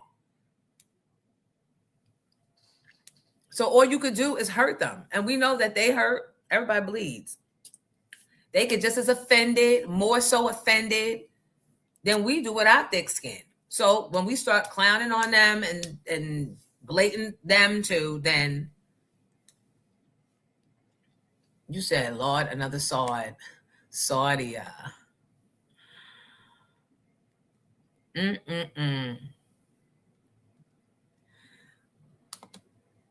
And I'm watching all the rollouts for the prom and the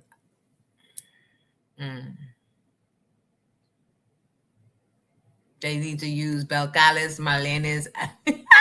That's Cardi B credit card. Jonesy, I've seen parents go all out for their children proms and the children didn't even graduate. Ooh, had to go to summer school. Lies.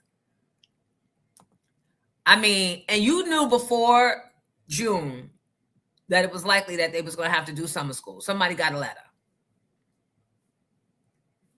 Right. Do you know what's already the wedding? The quinceañera. The quinceañeras be the wedding.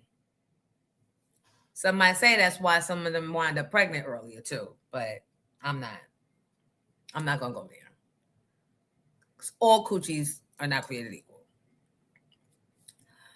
It does not matter the ethnicity of that throbbing vulva.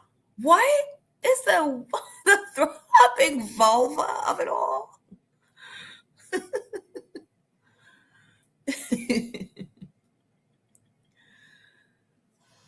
Saudia, y'all talk about Saudia Shula. If that's who you're referring to, leave her alone. That is my friend.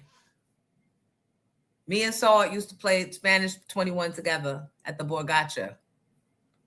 A lotcha.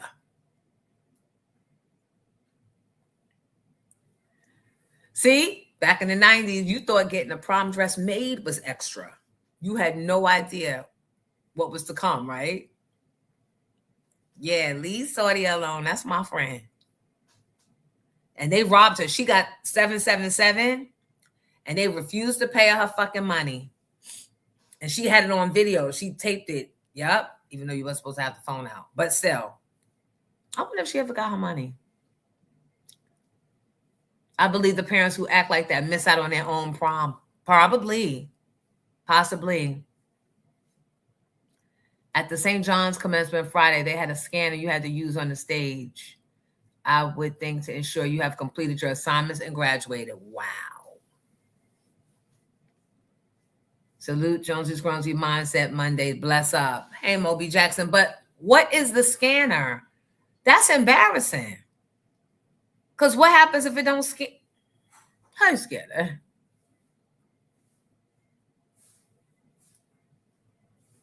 Yes, I'm going to create the Promzilla show. Yes.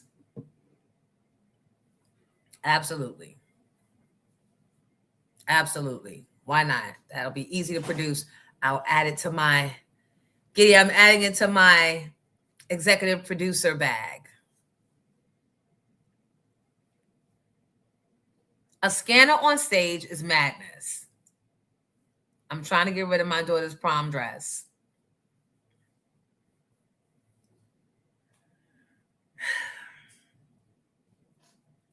No students try to walk across the stage and work assignments not completed. In Syracuse, I'm trying to think. There's so many. We'd have been there all night if they called everybody's name. I think I really can't remember. And we were drinking at graduation. We were drinking. I think they just said the School of Music. And we stood up. I don't think they called all our names. I don't think. And if they did, it was so fast, it wasn't memorable. Yeah, I don't recall that. Trademark the name. Consider it trademarked. Because this video is proof that working property ownership, that Promzilla is mine.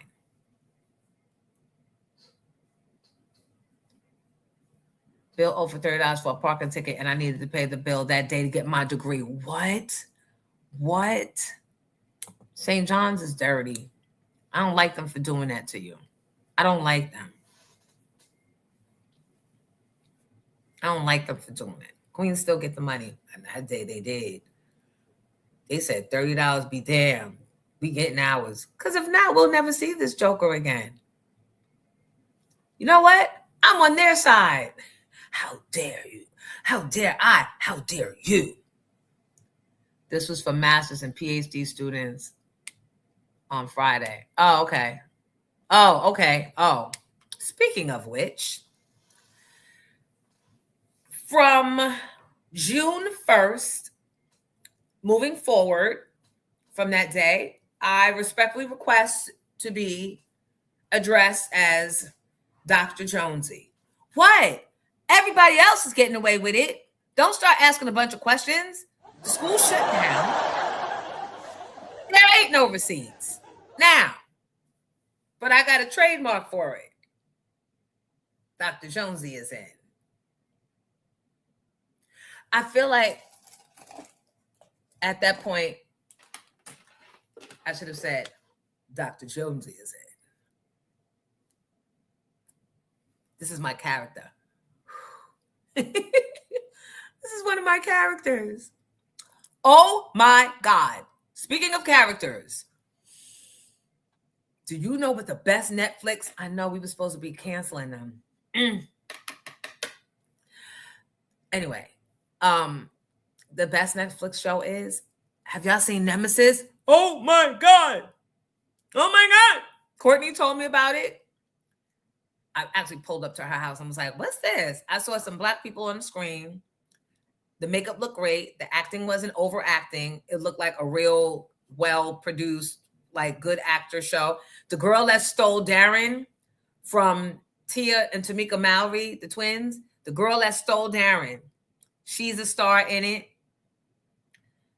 Have y'all watched Nemesis? I watched all 6, I think it's 6 episodes. I fell asleep, woke up, rewound, started again, fell asleep, woke up, but not because it was bad. Fell asleep because, you know, I'll be old and tired. Thank you, Miss D's Kitchen. Miss Di's Kitchen. Miss Di's Kitchen. Kim got the time for you to clip. 9:41, Giddy.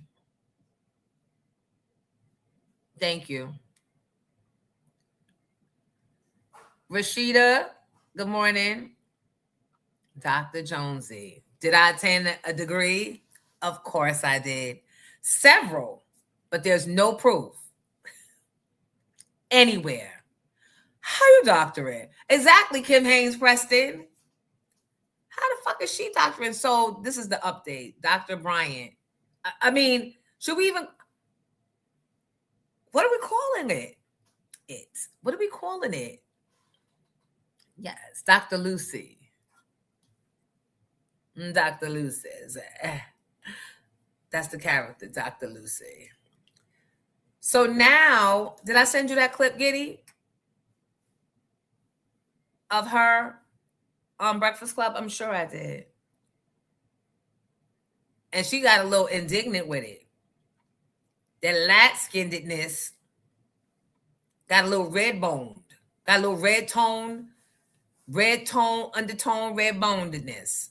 She said, this is the last motherfucking time I'm going to tell y'all motherfuckers because I talk to God. I answer to God and not y'all niggas. That's what I heard.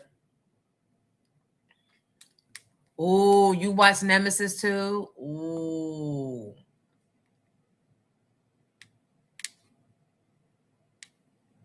It's a good one, Seneca. It's a good one. It's a good one.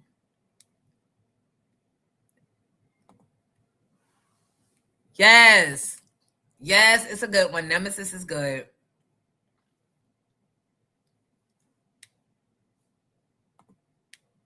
Yup. I started watching it, I think, Saturday night. Yup. And see, we finally got something we all watching and we all like. How could you only watch one?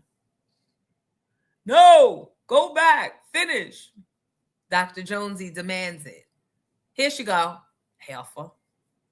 Doctorate because people can't find your dissertation online. How are you responding to that in this new era of your life? I'm going to clear it up once on here. I'm not doing it again. And I'm clearing it up for my doc squad, for my fan base, for my audience who deserve to hear me address it. For the folks who have already made up their mind to not like me or not understand me, listen, I don't give a fuck what your narrative is. I would like for you to recreate it, double down on it, and run that shit. Because I don't give a fuck about it. Now, to my doc squad, my fan base, my folks, you know, my village, it's very simple. I went to a school, Argos University, completed an entire program. I went back online to get my official transcripts because I was applying to a law school many years ago to be a professor there. And I had to provide my transcripts, right, to get hired. And I went to contact the school and say, hey, I need my official transcripts. I need my entire thing. And there was no school. I was like, okay, I'm confused. I Google. It says this school has been shut down. I said, oh, well, they got to have records. I mean, they were accredited when I attended the school. They were accredited when I finished the program. I go and look, there is a third party that has the records. Why contact the third party? That third party only holds records for 2 years. I was past my 2 years. So that means that I had no access to records. And then I contacted, financial aid. You can't make up financial aid. It shows that I paid for a doctoral program alongside my master's program and my undergrad program. And they said, we can fully refund you your money under one circumstance. We give you your money back You don't get credit for not a class, a course, a program you took in this university. That's an At this elaborate lie. institute. Show me the email. Show me the email where Eddie, Sally Mae, Lucy Lou offers to give you back financial aid. Or if it's financial aid, that's not necessarily a loan. I take that back. Show me the email that says exactly what you said. Me and Nationwide Bus Charter need to see that shit right now. Shout out to Nationwide Bus Charter, sponsor here on Jonesy in the Morning. Nick wants to take you and your peoples wherever y'all need to go. The number is above the box. Please give them a call for your family reunions, your girls' nights out, your guys' nights out. If you don't want to be the designated, Nick from Nationwide Bus Charter got you covered. I need to see the email to financial aid, because if the university, I'm trying to think back. If the school shut down, isn't the financial aid office within the school? So how could the financial aid, who are you talking to? If the school is no longer in existence, you just found random financial aid people that used to work there. You found them on Facebook and asked them to run back in a school that no longer exists. Go into the software and pull up your records and, oh, we see. And we'll give you all your money back. Ain't nobody, like, what? What? You sound stupid like New York. That girl New York tried to come on my show and tell me she went to Syracuse. How you come on?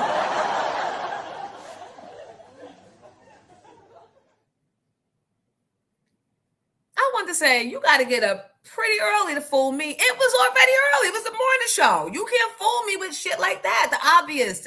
She needs to let it go. At this point, the only thing Cheyenne can do is the top 3 things she could do. Number 3, go get a job at Magic City. Because quite frankly, your looks and the way you present is the only reason why we're even second guessing ourselves. Number 2, go marry a white boy, right? We'll double down on the Ponzi scheme of it all. His Ponzi and your Ponzi, because you already got something going. So, and the number 1 thing Cheyenne Bryant should be, what's the number one?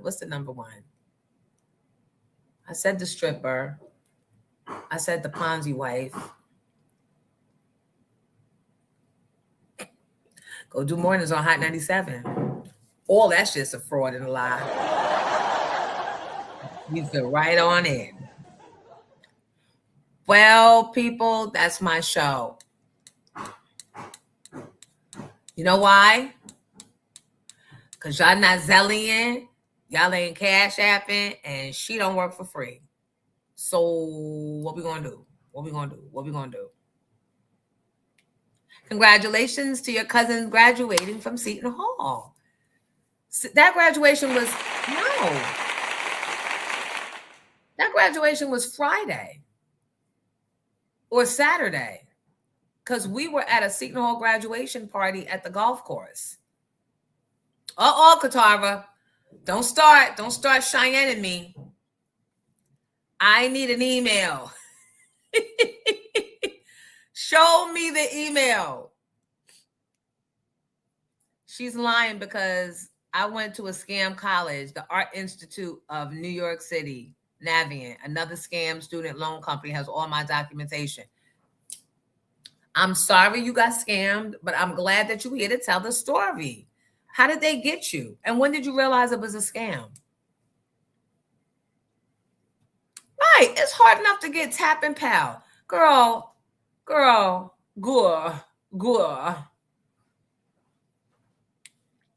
I hate him too, Chris. The only reason why she got away with the lie so far is because she's pretty and presents well. Oh, sucky. Y'all hit me up. Thank you, because I will shut this shit down. Bare-knuckle wrestler be damned. Thank you for acknowledging the work. Thank you, Chris. I appreciate you. And somebody did this out. Thank you, guys. She didn't even think the lie through well. Thank you, Kiana and Anita. And Chris, thank you. Yeah, if the school shut down, the financial aid department is within the school. So how you reach somebody from financial aid? These are the questions. These are the follow-up questions that should have been asked. People will still follow her without a degree. I mean, because now it's just about the scandal. You know what I mean? Now they're going to be watching to see how well she therapizes. But when her ass gets sued, right? Do you remember that dude on the Everest College commercial? Yes. I went to Morris Brown and the financial aid and registrar office stayed open. How? So Morris Brown closed, but how? How were they paid?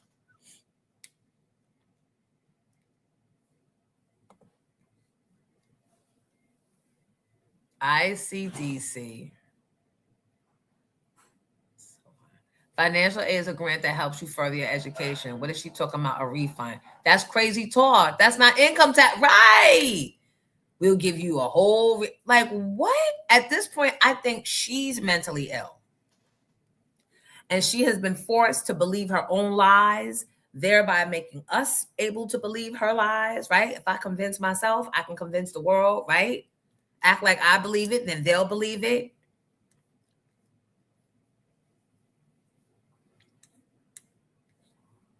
Thank you, Mo B. Jackson. Dr. Jones appreciates you.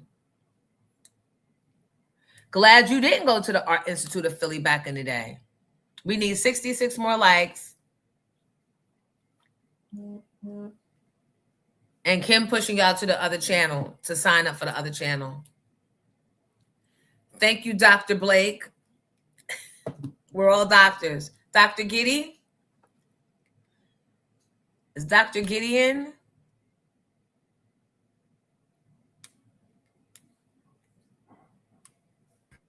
Can you go to number 1? Sure, but I'm far from a doctor. So that's the joke. So is she. She's not even oh, thank you, Nicole. 444. I like that. She's not even a successful scammer. So it appears.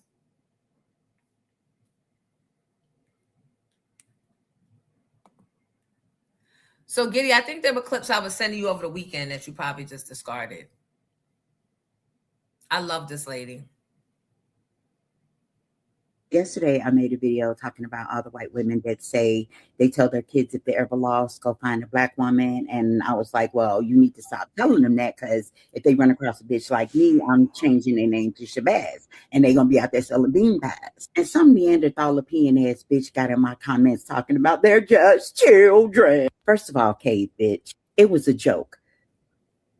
Kind of, well, we'll call it a joke. So pipe the fuck down. Second of all, you little translucent cave monkey, y'all used to feed our babies to alligators. You used our babies as bait to trap alligators. Bitch, shut the fuck up. Furthermore, you're so worried about your fucking children, but nothing to say about that young black boy who got lost and asked the white man for directions and he shot and killed him. Or the little black girl that rang a white man's doorbell and got called a monkey. Bitch, all the hatred and violence that y'all show our babies, and you want me to take your little future school shooter and bring him into my home? You want us to show compassion to your little mini cave monkeys? White boy can go shoot up a school and the media will label him a young boy. A black boy can be playing with a toy gun and have his life taken by a police officer and the media will label him a young man. You don't even see our children as children, but we shouldn't view yours as demons. Let's be perfectly clear. I'm human. I would never harm a child. But let's not pretend like you all care about your children. You indoctrinate them with hatred. So in all honesty, if a lost little white child comes ringing my doorbell, they're going to stand on the porch while I call the police and my doors will be locked. because I know that you're not above using your children as bait to bring harm to Black people. Now, if you'll excuse me, I have to get ready and go to work. My bad. Allow me to clarify what that means for all the white people that do nothing but sit on their asses and suck down welfare. Work is somewhere where you go every day to perform a job, and you're paid money for that. You should try it sometimes, my little welfare warriors. So yesterday I made a video. I love her. She said, welfare warriors. Where's the lie? So yesterday, I had the pleasure of being amongst the most distinguished mother of the Jack and Jill Bergen Passaic chapter. And she's in here. Hold on. The pop-up popped up again. She's in here now. Giddy, our friend, Carmen Vega. Y'all heard her with me on the radio. She came up to talk about community service. Some of y'all heard that morning. Carmen we voted her most distinguished mother of the year award, and she's in here. I'm come. And even though our school was closed, we can vouch for each other. Ah! Carmen, good morning.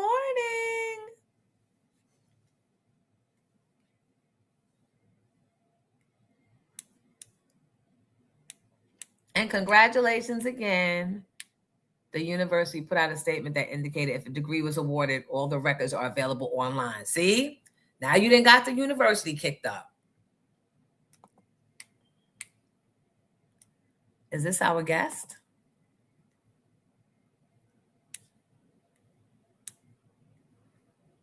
I tried to add to the stage. Oh, here we go. Good morning. Good morning. How are you? I'm doing well. Brandon, I'm Jonesy. It's nice to meet you. Nice meeting you. So I guess I like your type of content because it just came up on my page over the weekend. And I don't know if it's I like to see boys get knocked the fuck out. And I was hoping that that's where you was headed with it. But you talked, you kept your calm. But when he said, what do you do for a living? Are you a drug dealer? And you said, no, I'm a professional athlete.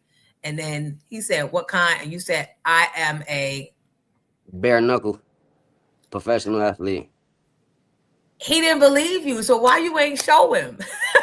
I mean, I just changed my whole life around. You know, the person I used to be would have probably slapped the hell out of that dude the moment he started, But it's just the person who I became, I couldn't allow myself to backtrack. You know what I mean?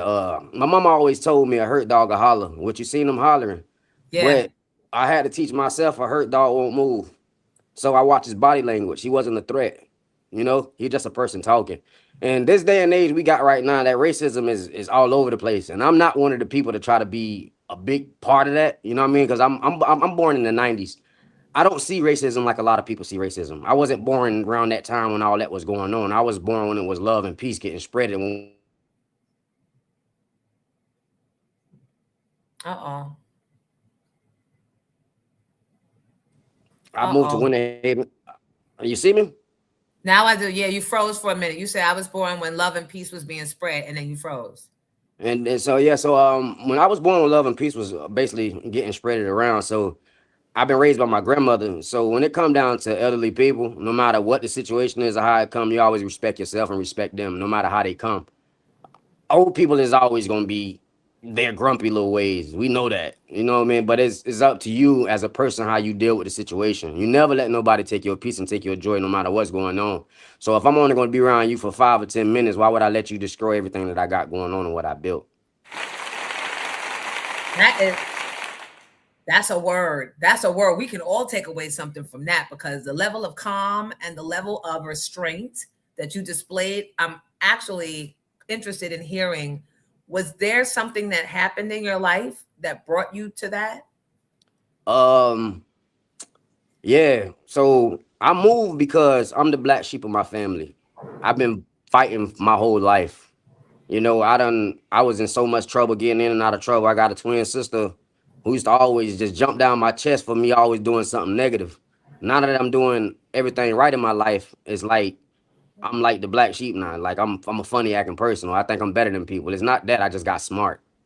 You know, pain run deep with me, and a lot of people don't understand that. I don't know, with that old dude, I seen something different, and then probably he didn't see in himself. That's why I told him I love him, because I can see your heart. I ain't worrying about what's showing on the outside. The outside to fool anybody. What's on the inside of was real. When he giggled, that opened up and let me know right then and there, you're not who you think you are. Yeah. You know, you giggle. Like I say, body language. A mad person not gonna laugh about nothing. If you're really serious, you're not gonna do that. You know, so I watch body language. You know what I mean? I don't, you can say whatever you want to say. Just don't touch me and don't spit on me. We okay. I love to fly off the loose end. That ain't no problem. I love to do that. That shit, that's amazing. But it's more about peace. You know, I'm in a new area. I'm in a new neighborhood, and I'm like a big person around here. I get kids come to me all day, pictures. People see me working out, and they acknowledge who I am. I'm in the grocery stores, they acknowledge who I am. So it's basically, to me, it's like a dream come true. So it's like everything that I've been working on, with all the pain and everything that I've ever been going through in my life, it's like, to me, being in this area, that's why I kind of like, latched on to this area. It's a dream come true, Just even see how all these followers starting to follow my page. You don't understand how much I've been trying to get past 10K. I don't know what happened. I mean, like I say, you just don't know who looking at you and who watching. And I'm not even the type of person to record people. Only reason I honestly started to record that dude from when I sat down, when I sat down, the first thing he said under his breath, fucking nigga. So I looked at him. I was like, oh, here we go. So that's why you see my phone was in my chest, because I didn't want to be the one that get the phone and be putting it all in his face and doing all that. I'm not finna do all that. That's why I kept it to my hip. Eventually, you're going to show yourself. You know what I mean? He didn't know I was recording, so he didn't understand. But when I told him, you're going to go viral, bro. I'm really somebody. I don't know if you look at me and I look at you. I see you about every day. I run past through here. We never had words with each other. I speak to everybody. So for us to have this first conversation, this how you respond to it, I was like, bro, you're going to go viral. You really going to go viral. He thought I was playing. I don't know. I ain't, to be honest with you, I didn't expect him to get that viral. I only expected my little friends to watch it, laugh and giggle, and that was it. It's like, but I guess with what's going on in the world today, it kind of lit up. It's timing. Have you seen him since? No, I haven't. I wanted to go. I was gonna go work out yesterday, but it was too hot yesterday. I kind of relaxed. It was Sunday, so I did a little family time with the lady. So I didn't really go out. But today once the sun calmed down a little bit, he usually out there like 6 o'clock, 5 o'clock around that time. So once I run past him, I'm gonna run past him and tell him I love him again. And take video. Make sure you got the phone going when you do that. Yeah, I don't think he gonna respond to me. But then it's like, just to correct a lot of people in the comments though, that was asking me, was there any other bench to sit? It was another bench to sit, but that bench was inside of the sun. That bench that we was at was big enough to fit 4 or 5 me's in that same spot. And I just got finished running. So I didn't have the energy to go at it with him, to even give him the type of energy he was looking for. I was trying to recover. I used to walk around at 130 pounds. Now I'm walking around at 140. So trying to move at that weight is very hard for me right now. So that's why I'm trying to break it down in the sun. So I didn't have the energy to really go back and forth with him. And even if I did, by him being an elderly, I wouldn't have gave him that much energy. I mean, you can curse somebody out in smiles and not use not one profanity word. Well, I'm still a work in progress. So I'm not quite there yet. But what made you turn using your hands to fight? Because I'm guessing you used to fight a lot while your sister used to jump down your chest. Where did the bare-knuckle fighter, is that a real thing? And how long has it been around? Yeah, it's been around. Well, I got introduced to me like 2 years ago, but it's been around very, very, very long. It's like one of the first styles of fighting. But I'm with a great company, BKB, Bare-Knuckle Boxing. That's this thing that Kimbo Slice started back. And I don't know if you ever heard about Kimbo Slice. He started the Backyard Brawl back in the days. But it got big. Yeah, it got pretty big, and I'm just so happen to be one of the fighters. Great promotion around Dada. I got Don, Danielle. I got the owners like Mel. It's like, dude, these people are like family. And that's one thing too. As I'm moving around in the neighborhood, no matter where everybody sees me, I'm always got the logo on, and I'm always representing the company. So imagine if I would have hit him. Imagine what the day would have been like for me today. Yeah, you would still be in central booking. See, and that's what I used to do. I used to think later. I think first now. And if I can think now and I make the decision to kick your ass, then you really bothered me. But if I can think and then the situation ain't really that serious to me, I'm gonna de-escalate the situation. I'm a professional fighter. I'm not really worrying about too many people challenging me out there, putting your hands on me. It's not gonna really go the way you want to. Right. You know? So I'm more of them type. I don't really get into all that, you know. Where are you located? I'm in Winter Haven, Florida. I'm originally from Palm Beach County, out of Riviera Beach. I'm originally from in that area. So, you know, that's a pretty crazy area. So you had to learn how to defend yourself. And I talk a lot of shit. So I used to get into it a lot. So, I mean, I'm always was getting in fights. I always went into something. So for a lot of people that actually really know me, they're very surprised that I responded the way I responded. That's good Very though. That's surprised. growth.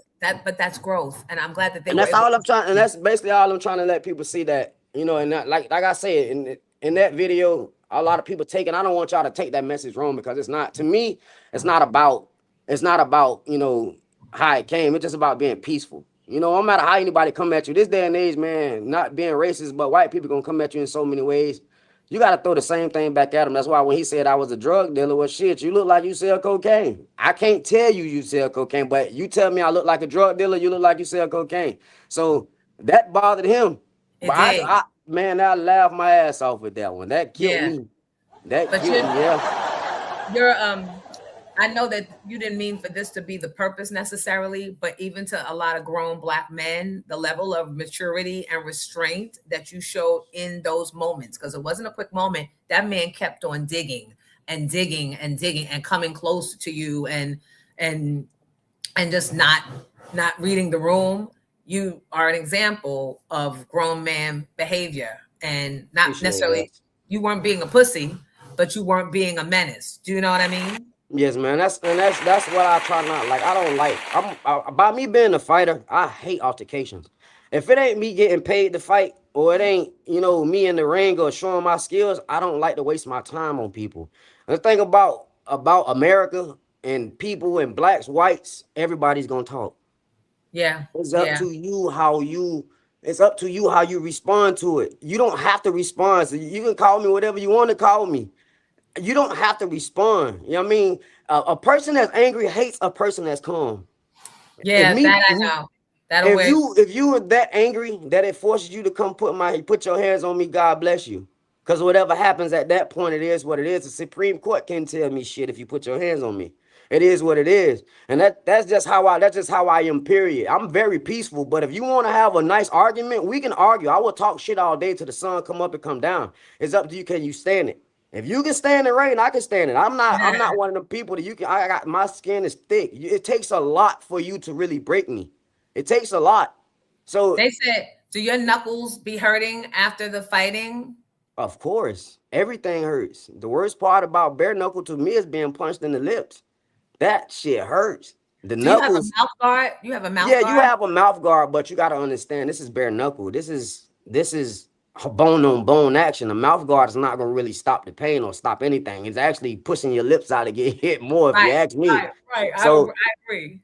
Bare-knuckle is safer than boxing. A lot of people may think it's dangerous, but one thing about bare-knuckle, before you get a concussion or before any of that go to happen, you'll get cut first. That's going to make the referee pay attention to you. You're either going to get cut or you're going to get knocked out. Unlike boxing, you won't know you got brain damage until a couple days later, couple weeks later, how much that boxing glove been punching you in the brain and shifting your brain around. That's another pillow on top of your hand. So that, to me, that's way more dangerous. You know, bare-knuckle is straight to the point. You got the balls or you don't.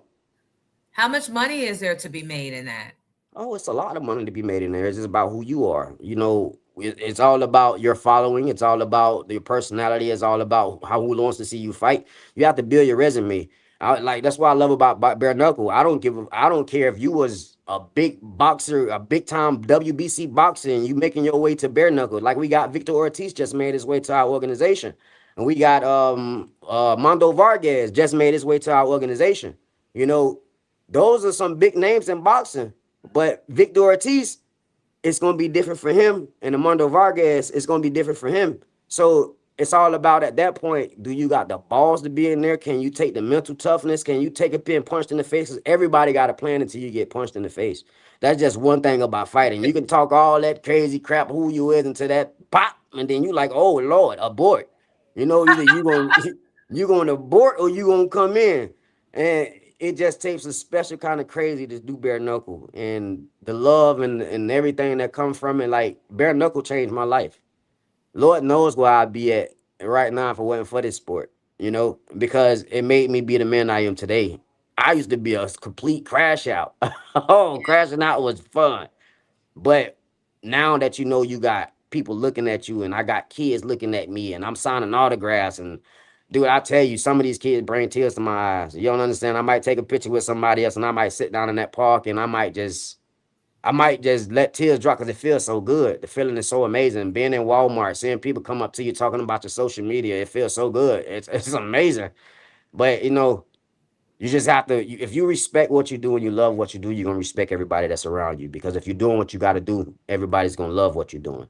And you just Not got to always. keep that. Not always, but you have to also understand that they may not be in a good place in their life, why they can't be happy for you, right? And that's why you got to stay calm because Yeah. eventually they'll break. And measure.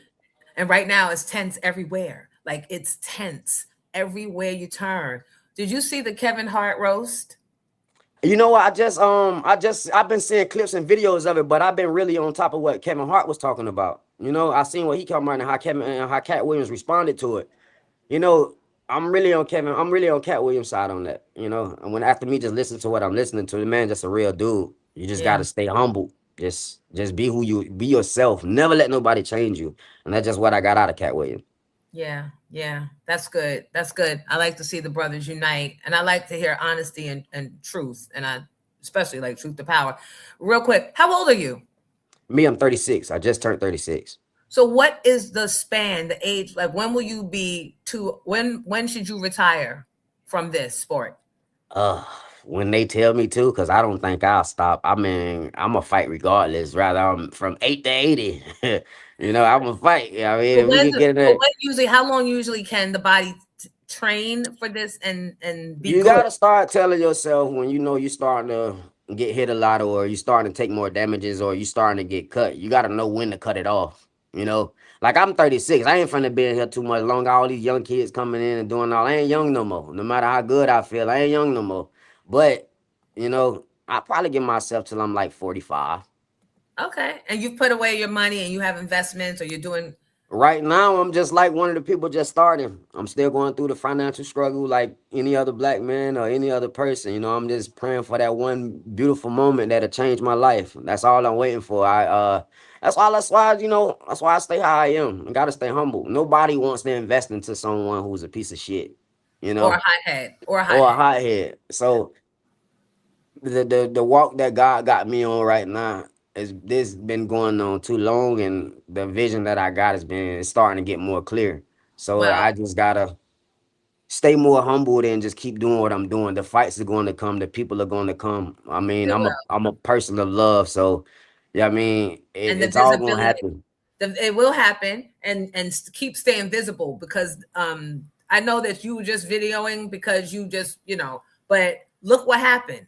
Now you're on my platform, and now everybody that watches my platform is going to see, and it's just going to continue for you. So there was I appreciate that. I really appreciate you for that. No, I appreciate you. I'm going to tell you to keep in touch with me. Let me know when you're going to be in the New York area or the Connecticut, Jersey. I just had my last fight in Connecticut. That's what everything. Yeah, that's why I love Connecticut. Connecticut people are crazy. I love Connecticut. I got big support. Like I'm very big in Connecticut. That's like one of my spots I think I'm gonna visit on a normal. It's just Connecticut people are different. And New York, I love New York, but they angry as hell over there. They angry. You know, I'm a Florida person, so my first time in New York, it was crazy, but there's some amazing people up there. But the next time I'm in the area, I will be sure to get in contact with you. Please do. Thank you so much, Brandon De Rosier. Am I saying it right? De Rosier is French. I'm Haitian. So is my son. Hey. Yes, ma'am. All right. Thank you, Brandon. Thank you so much. Have a good day. You too. Thanks. Bye. Bye-bye. That was dope, y'all. Look, we learned something new. We learned something new because I didn't know nothing about bare knuckle wrestling. Knuckles are raw after a fight. True story. The hummingbird. Have you done that? No. Oh, you know what I should have asked him? Do girls do it? Let me ask him. Wait, one more question. Do girls do it? Are there girl bare knuckle brawlers? Yes, it is. If y'all can go look up Jamie Driver. That's my girl right there. You'll see her. She in one of my photos. That's the female that's picking me up. Amazing female. That's my sister right there. She's like, listen, she's the go-to bare knuckle right now. She's So like wait. the face of BKB. So if you had Jamie Driver to your left and Clarissa Shields to your right, I know it's two different sports. Who you betting on? Oh, I'm on Jamie Driver all day. Okay. And I ain't even talking off the strength because I know her. I'm gonna be honest and real. Jamie Driver will give Clarissa Shields the blues. That's just what it is. You know what I mean? We in bare knuckle. That's a different ball game than boxing. I don't think Clarissa Shields will play with this sport. I don't think she'll even think about going at it with no Jamie Driver. Jamie Driver will put her down. You gotta understand, Jamie Driver broke her arm in like the second or first round, and she made it all the way to the 5th round and fought with one arm. I don't think Clarissa would do that. Right. I don't think Clarissa would do that. Where's Jamie from? She's in the New Jersey area, but she trained in Palm Beach. I think the same gym that Clarissa Shields got knocked out in. Yeah, I don't mean to say that. I'm sorry, Clarissa. I swear to God, I'm so sorry, girl. I love you. I love what you're doing. But when it's down by Jamie, it is what it is. But I swear to God, I love you. But listen, Jamie Driver's that goat with bare knuckle. You know what I mean? She got some beautiful red hair. That's my sister. If you notice, the first thing to look for her red hair and her tattoos on her neck, you'll know exactly who she is. She's the world champion. She's not a joke. You know what I mean? Now I'm going on her page and see if I can get her to call in maybe tomorrow. Oh, trust me, Jamie will. She's a great person. Just let her know what Brother Mighty Mouse said, get on. And she'll jump on. She's a great person. She'll love it. Her name is Jamie Driver. I wrote it down. Thank you. I appreciate it. You're welcome. If you can't find her through that, just look for BKB Jamie Driver. Just go to the matter of fact, just follow the bare knuckle page. It's called BKB Boxing. And just enjoy what you see. I think I'm on that. Okay. All right. Thank you. All right. Thank you. Bye. Bye-bye.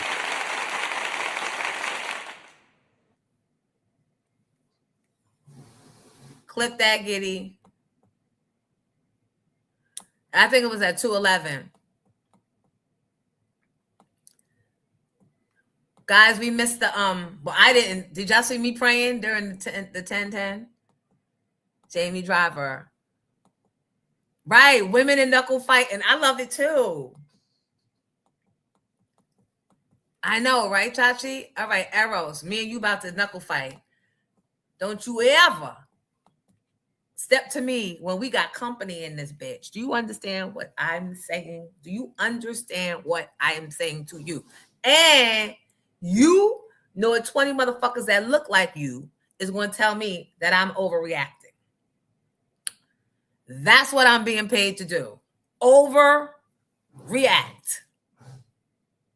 And react over and over and over again.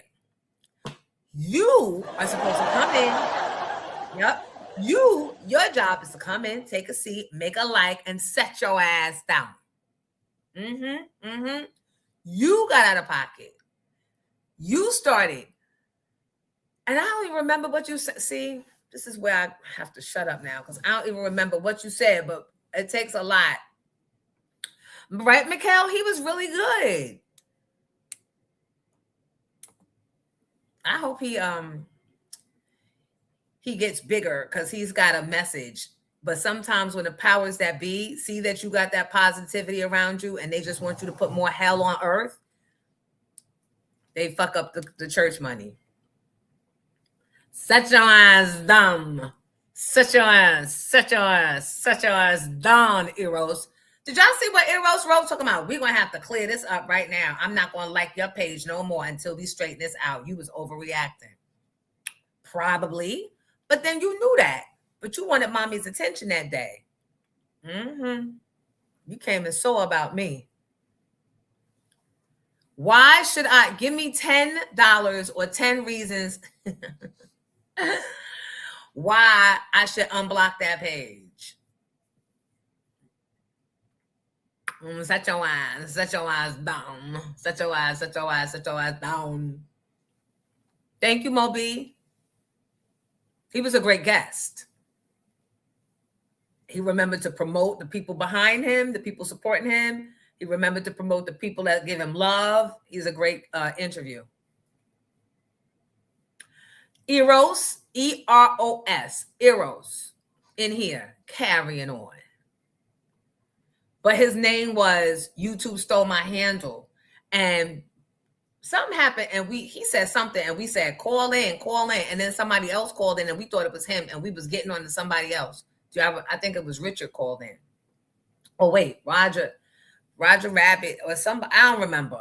All I remember is if you blocked, you blocked. It was Derek that called in.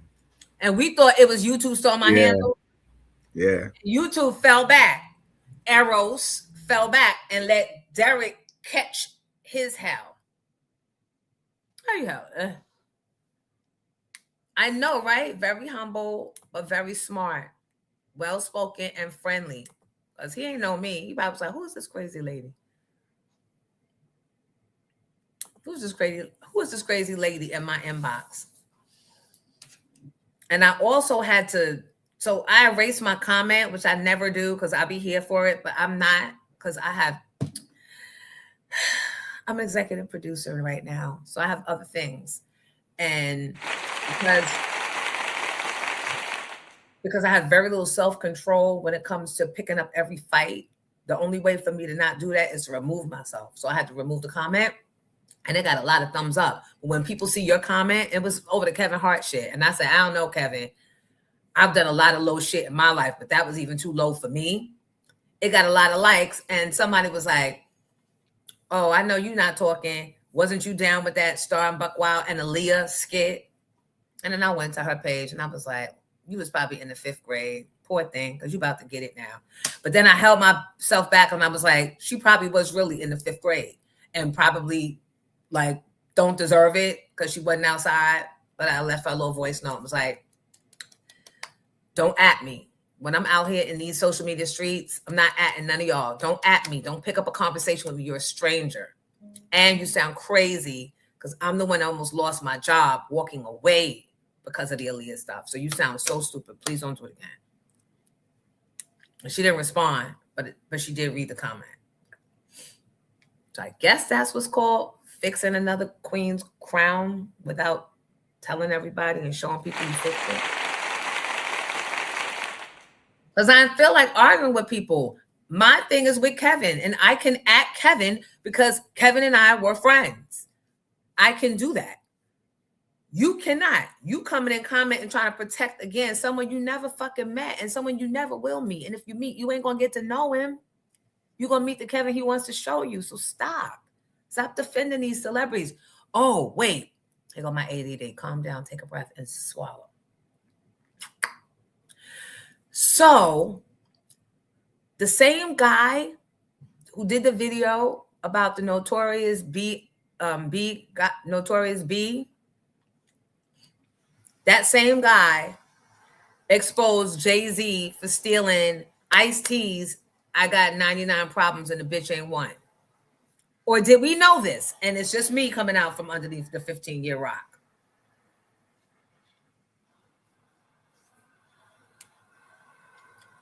Did y'all know that? He got that from Ice-T? I didn't hear the credit for it.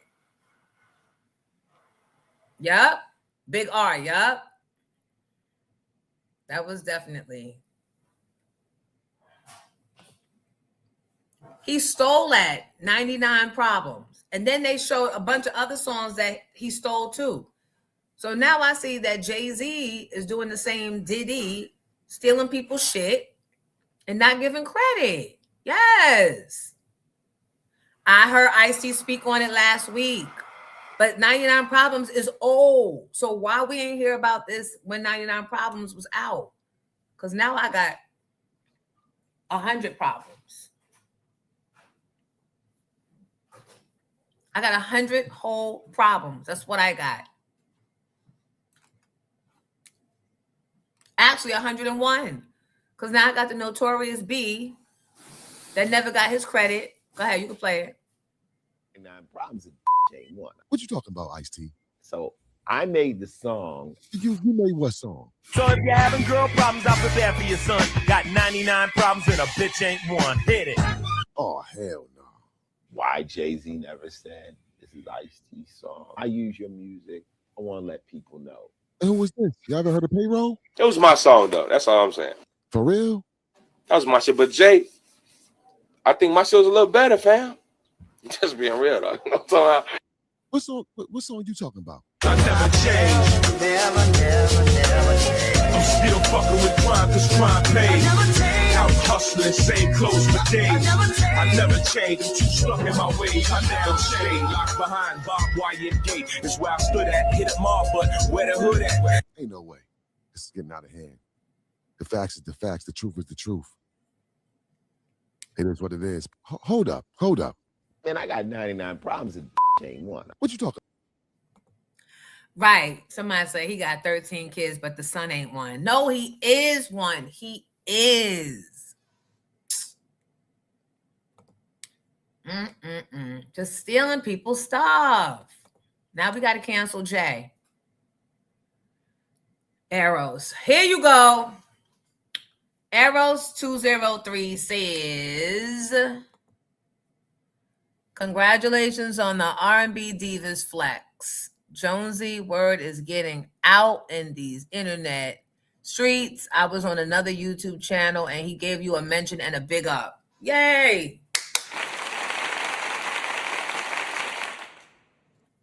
Arrows, I got a bare-knuckle battle for you. So why your personality as Arrows can't be the YouTube stole my handle personality? What's going on?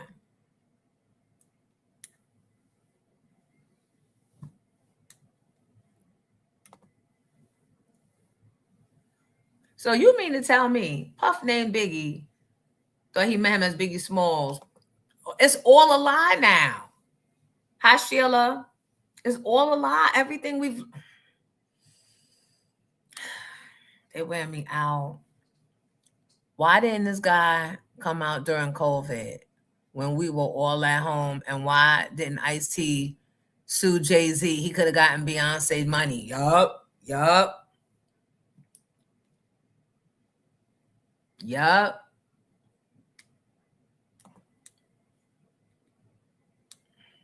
He definitely stole from Biggie. Well, Jay stole some of the rap group Camp Low lyrics too. What?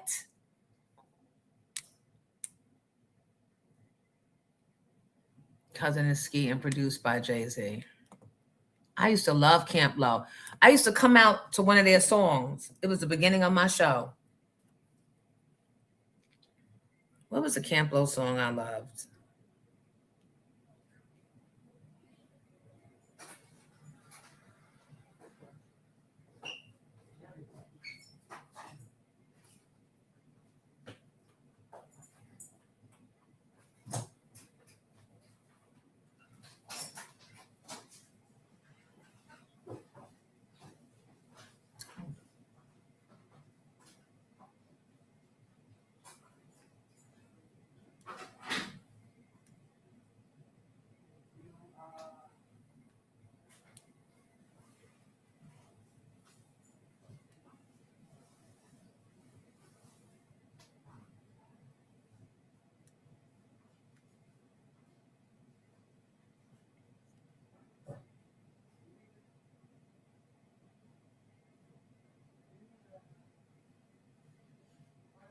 Thank you guys for your gracious donations for lunch and breakfast today. Thank you.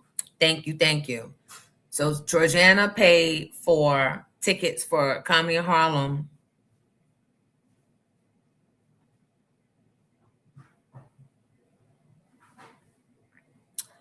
And Georgiana, if we wind up canceling, I will send your money back. Thank you for always supporting. Right now, all we got is Georgiana and Elaine. If y'all don't want to do it, just say it. But we got until tomorrow morning, the end of the show. We got to have at least 15 people. I prefer 20. So 2 bingo boards, $25.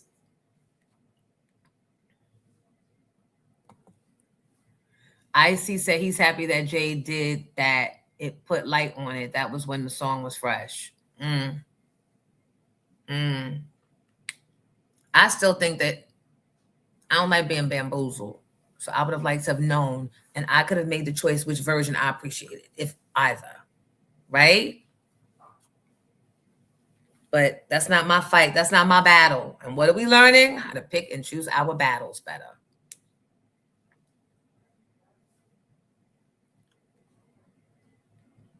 Lucchini. Huh. Camp Low. What was the song?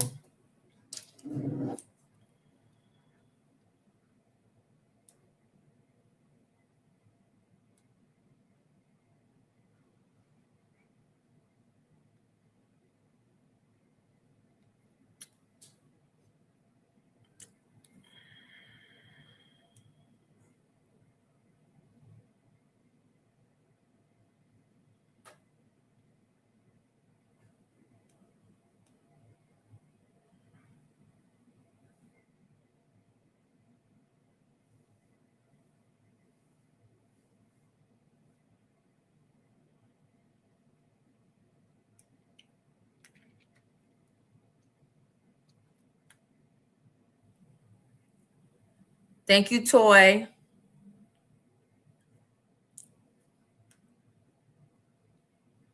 Thank you guys so much for supporting the show.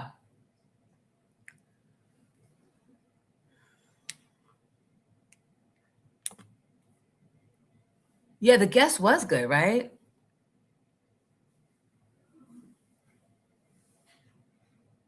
All that money and J&B never want to pay.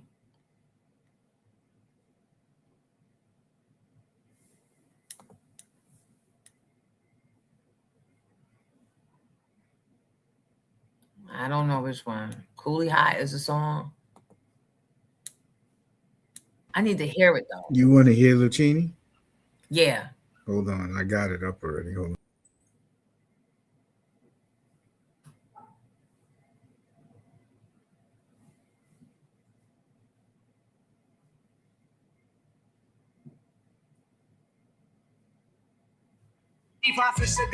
Can't quit. What? Now pop the crocus No. and get lit. What? Yeah, I remember that. That's not it. I'm not gonna lose my monetization. Look, I'm not losing my monetization over the wrong Camp Low reference. But I appreciate you, Giddy.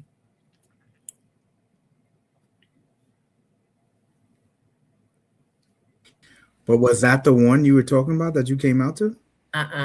Then it would have to be Coolie High. He only had like 2 or 3. Or maybe it was Channel Live. It was something with a C. But I love Camp Low too. I think it was Channel Live. Dun, dun, dun, dun, dun. You got Channel Live? Hold on. Let me see. How you live it? Channel.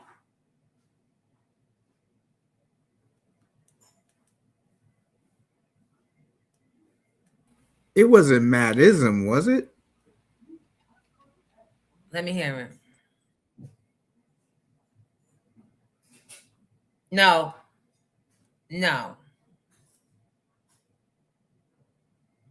Wait, was it?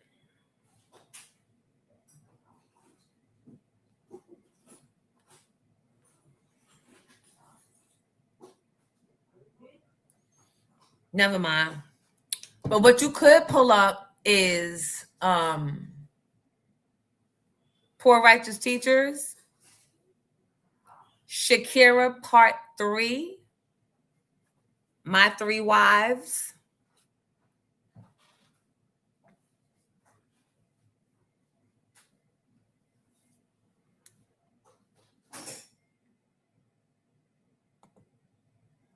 Who said they got money? These people don't be having no money. The fuck?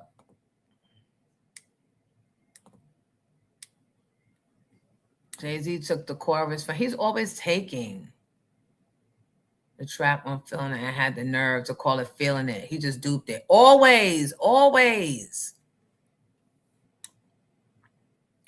No, he want me to unblock the YouTube stole my handle page.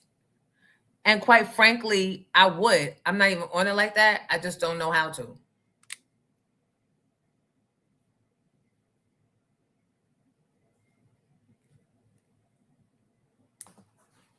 I don't know how to unblock it.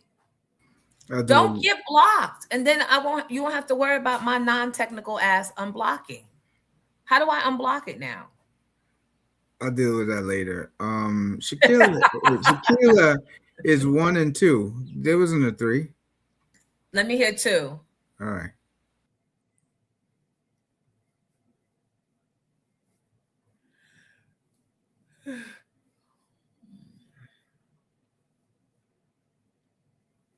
Yes, love music. You know your girl.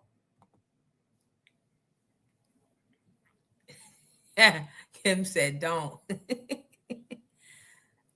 No, we can't take you on both handles. You wear us out completely.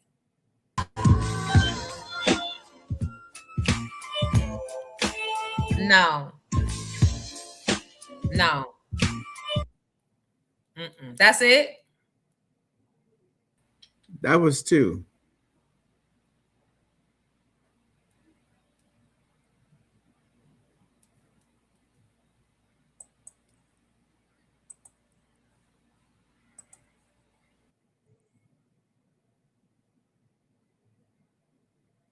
No, there is a part 3.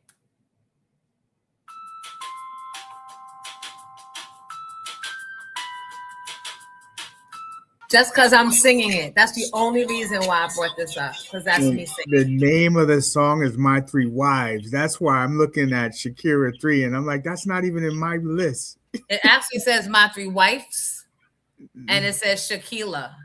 Yeah, but the original song is that My 3 Wives. Okay, that's why I'm looking under the wrong name. It don't even matter. I'm singing. That's why. That's important. That's what's important. Now we move on. Yes, Mikkel. Thank you, Mikkel. Mikkel recognized my voice. Mikkel is the winner today.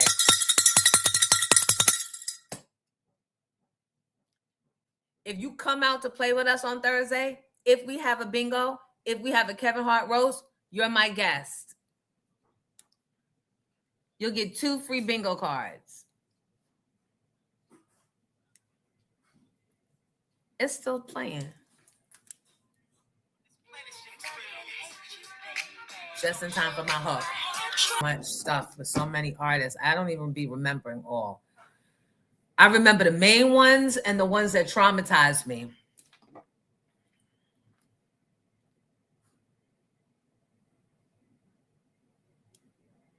All right, wait.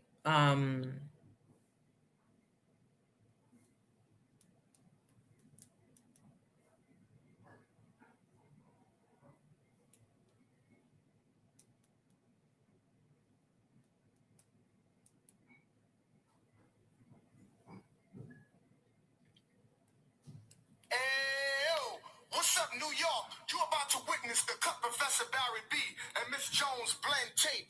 Lesson number 1. Listen to this. This is so good.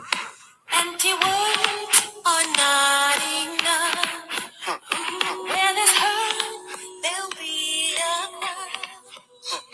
When we thirst, we'll fill each other's cup. Because we carry love enough to share, enough to share.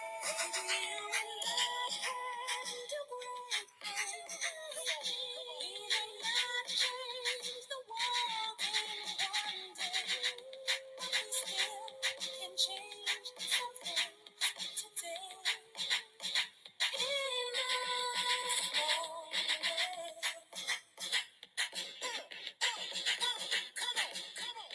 And despair will be the fall on the path that leads the soul. Shall we learn to share each lonely road? Because we love, I know we carry love, we carry love. Maybe you and I can do great things. We may not change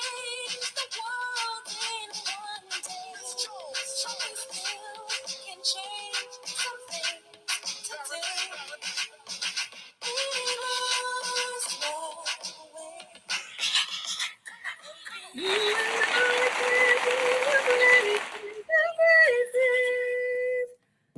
heard that the other day. I was like, that's another one that Stepson Records let slip through the cracks. Never want to clear a sample, never want to go the extra mile. Just trash.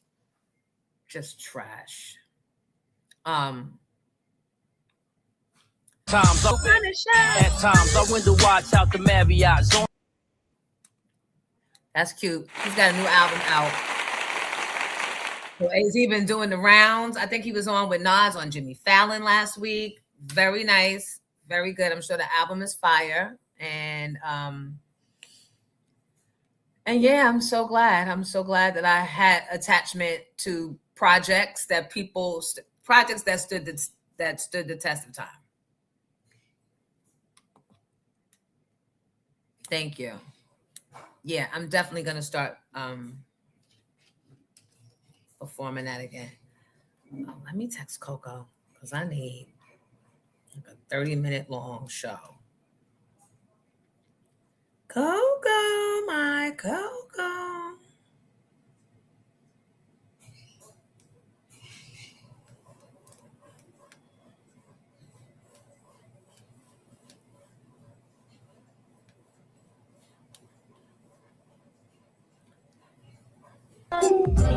Hey, Coke. Hey, Coke. How are you? It's Jonesy. When you get a chance, give me a call back, please. I have a show to do on May 30th, and I have to extend my already show. I don't know creatively what I want on and what I don't. I hope you're well. Miss you. All right, I'll talk soon. Bye. I miss the Cocoa Mix.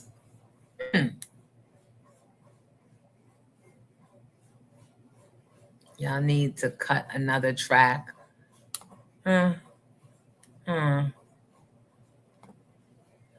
Wait, what is Era saying now? Oh, you said play you and Jaheim. Coco Liz wants me and Jaheim. Giddy's the DJ. Giddy find it, waiting on you. 1, 2, what you wanna do?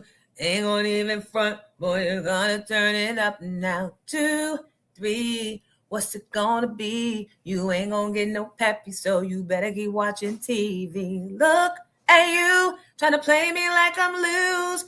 Boy, you got it twisted. I'm here waiting on you, waiting on you. Waiting on you.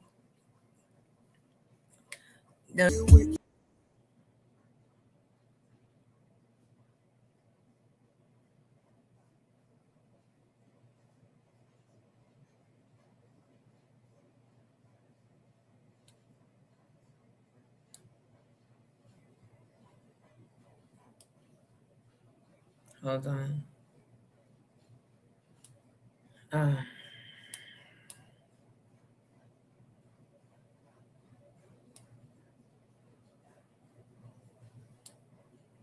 What is going on with Portia and freaking K. Michelle? And who is who? Why everybody want that look?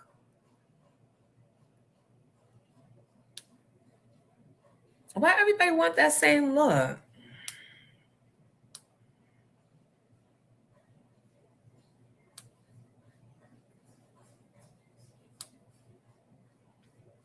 As long as they don't bring Nene back. Is Nene back? I don't even watch. I don't even care.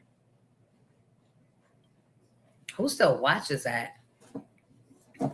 I watch shows like Nemesis. If they ever did something, would you join him? Hold on. Arrows is at it again. To do the song. Oh, we did at the Barclays. We did the song. Arrow said, what's your business, girl? What they tell you about when grown folks talking?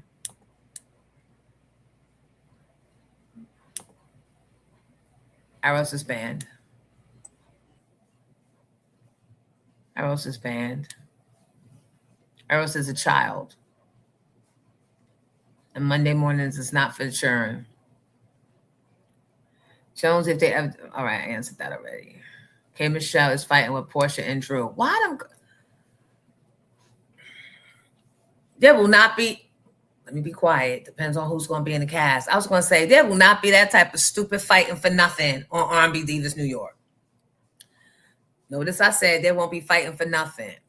Because if it's something, sometimes you got to be fighting for something rather than for nothing. Rather be fighting for something. You better be fighting for something than rather than the nothing. We getting back to that. We back to R&B Divas New York and the wish list and the casting list. Well, 3 of the potentials are flying in next week to be filmed.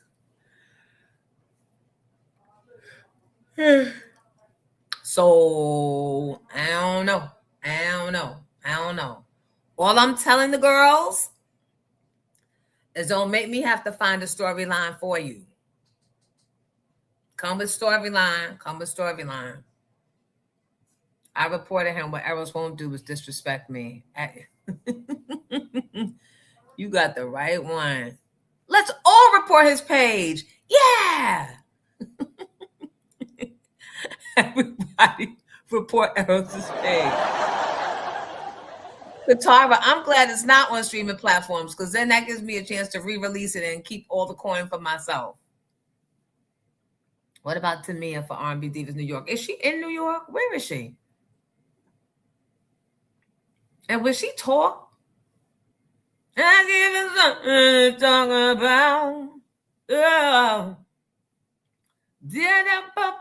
about. Oh, can I tell you? So this weekend, my Jack and Joe had an event once a year. It's called Guess Who's Coming to Brunch. And this is how it works. So a few mothers in the chapter agree to be hosts, but they don't know who's coming. And the people in the chapter that choose to go, they don't know who's hosting. The only people that know are the chairs. So that's me and my co-chair. And so, yeah, I banned him. And so I went to a home of I didn't realize he used to play for the Giants and got 2 Super Bowl rings. His wife is in our chapter. I don't be paying attention, right? If I'm not that girl that's going to check last names against rosters. The house was lovely. And she had tennis court, swimming pool, obviously. And her son goes to Bergen Catholic. He knows Che. I didn't realize. He is soccer, though. They know each other. And they know each other, obviously, from Jack and Joe. But the house was amazing. But here's what made it for me. There were 2 heads, matching heads, black. I don't know if they were moose. I think they were. She said, okay, let me back up. They had the heads of the animals, her and her husband. He's originally from Alabama. His last name is Tuck. Well, I don't know his first name, but obviously he's a dad in our chapter. And he used to play for the Giants. And they got this big old beautiful house out in Alpine, New Jersey. And truth be told, that's the reason why I chose her house to go to for Guess Who's Coming. Because I like Alpine. And ain't nothing but mansions out there. So I needed to know. So who said Sherry Dennis? Blue Cantrell. Oh, where's Blue? And Jackie McGee. And we got to get some of the young girls too. Some of the new girls. But who?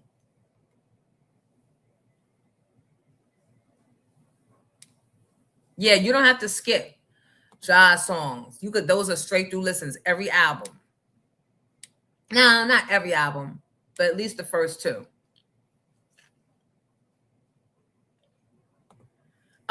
So is that, maybe that's the name, Justin Tuck. Maybe, I don't know. All I know is the house is like a museum, but they had these 2 heads that were stuffed and it had black horns coming out. And then she told the story. He used to hunt, and then when she met him, she started hunting, obviously. She came across a wildebeest. I said, a boar? And all that went through my mind is, did y'all watch the movie I told y'all to watch called Send Help? Who watched it? Who watched it? I'll wait.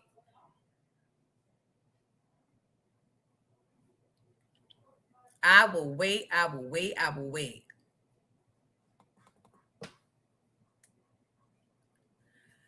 She said the boy, and all I thought of was the scene in Send Help.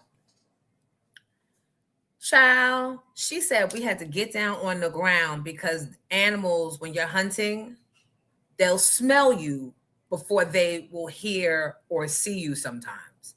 And when they see you, they're not necessarily seeing you.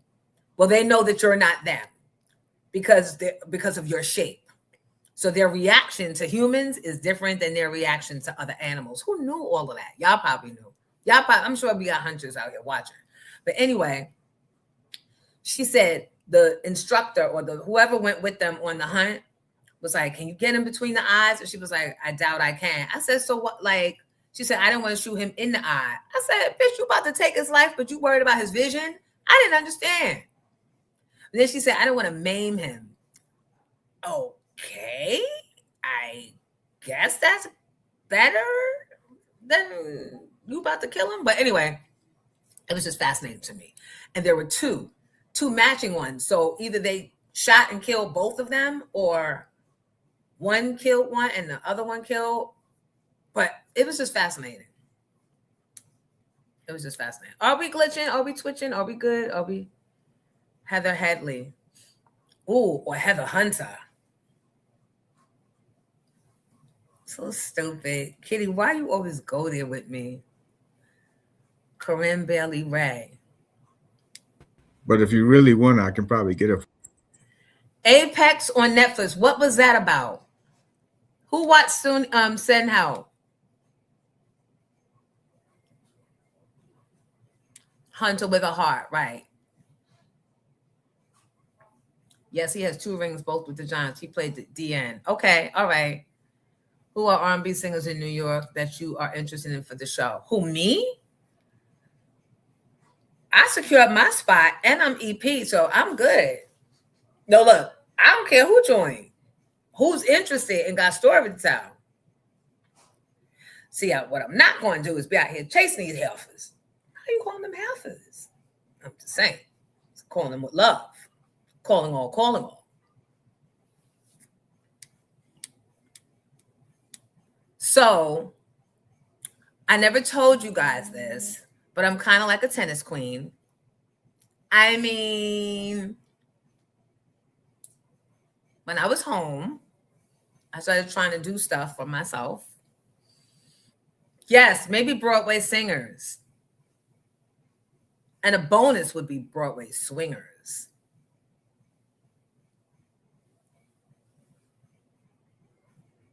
Apex ladies getting hunted by a serial killer in the mountains. Oh,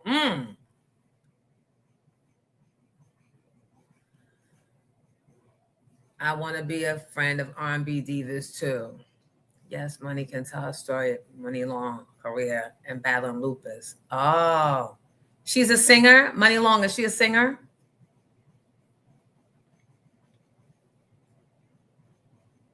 Yes, I'm a tennis pro. Not quite, but I played, 2 of the other moms played, and 1 mom did not, and the 3 other moms did not. But I was good. And I have my own racket. Of course, I have my outfits. Always got my outfits. I have my own racket. It still had wrapping on it. But that was only because when I was doing my lessons, I was using their racket. And then I went and bought my own racket. And then I stopped taking lessons because they sold my lessons from up underneath me. And I got mad and just fucking threw the racket away. I'm the girl that has bowling shoes and my own bowling ball with my name on it. It says Jonesy Bowls Me. And I'm that girl. When I'm in, I'm all in. Layla, daughter of popular. Okay, Money Long. So maybe we get Money Long. She's in New York.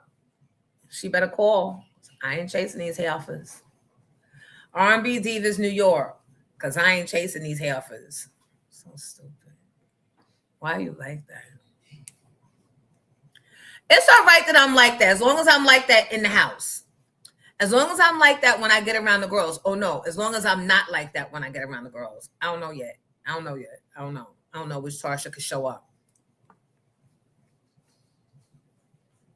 Because I have to channel my Shawnee O'Neal, right? I can't be full and complete engagement with the mess.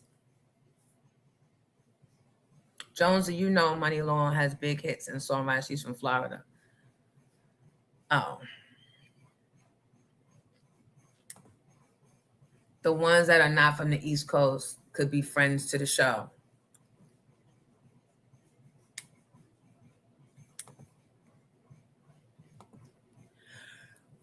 I don't want her to have lupus.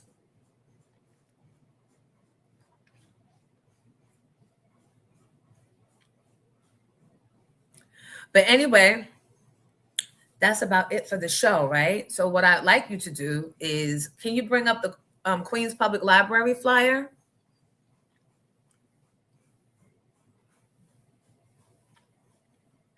June 9th, I'll be out at the Queens Public Library. It's going to be like my first seminar. It's a 3-part seminar. First one's in June, and then obviously July. It's about reinventing. They said I am the pivot queen. I've landed on my feet at least 10 times professionally, probably more than that personally. I just never take tally because there's always some shit, and we all got shit. But I'm the one they chose to come and talk about how to do it. So hopefully you'll join me, and you have to register. It's free, but you do have to register.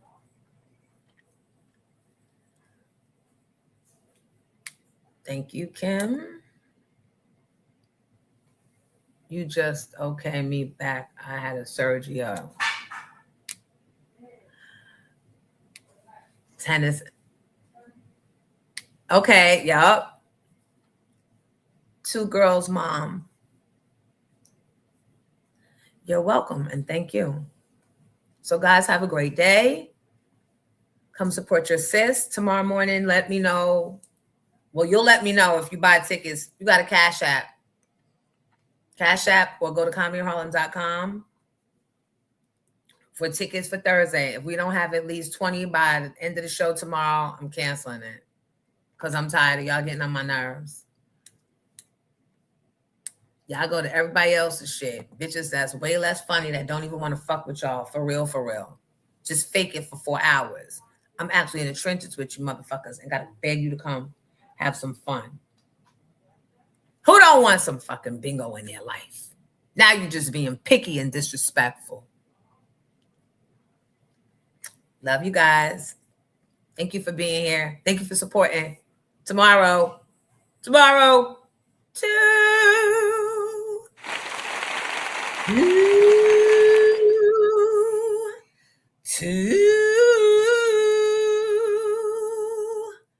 The sun will come out. Actually, that bitch is going to be out today.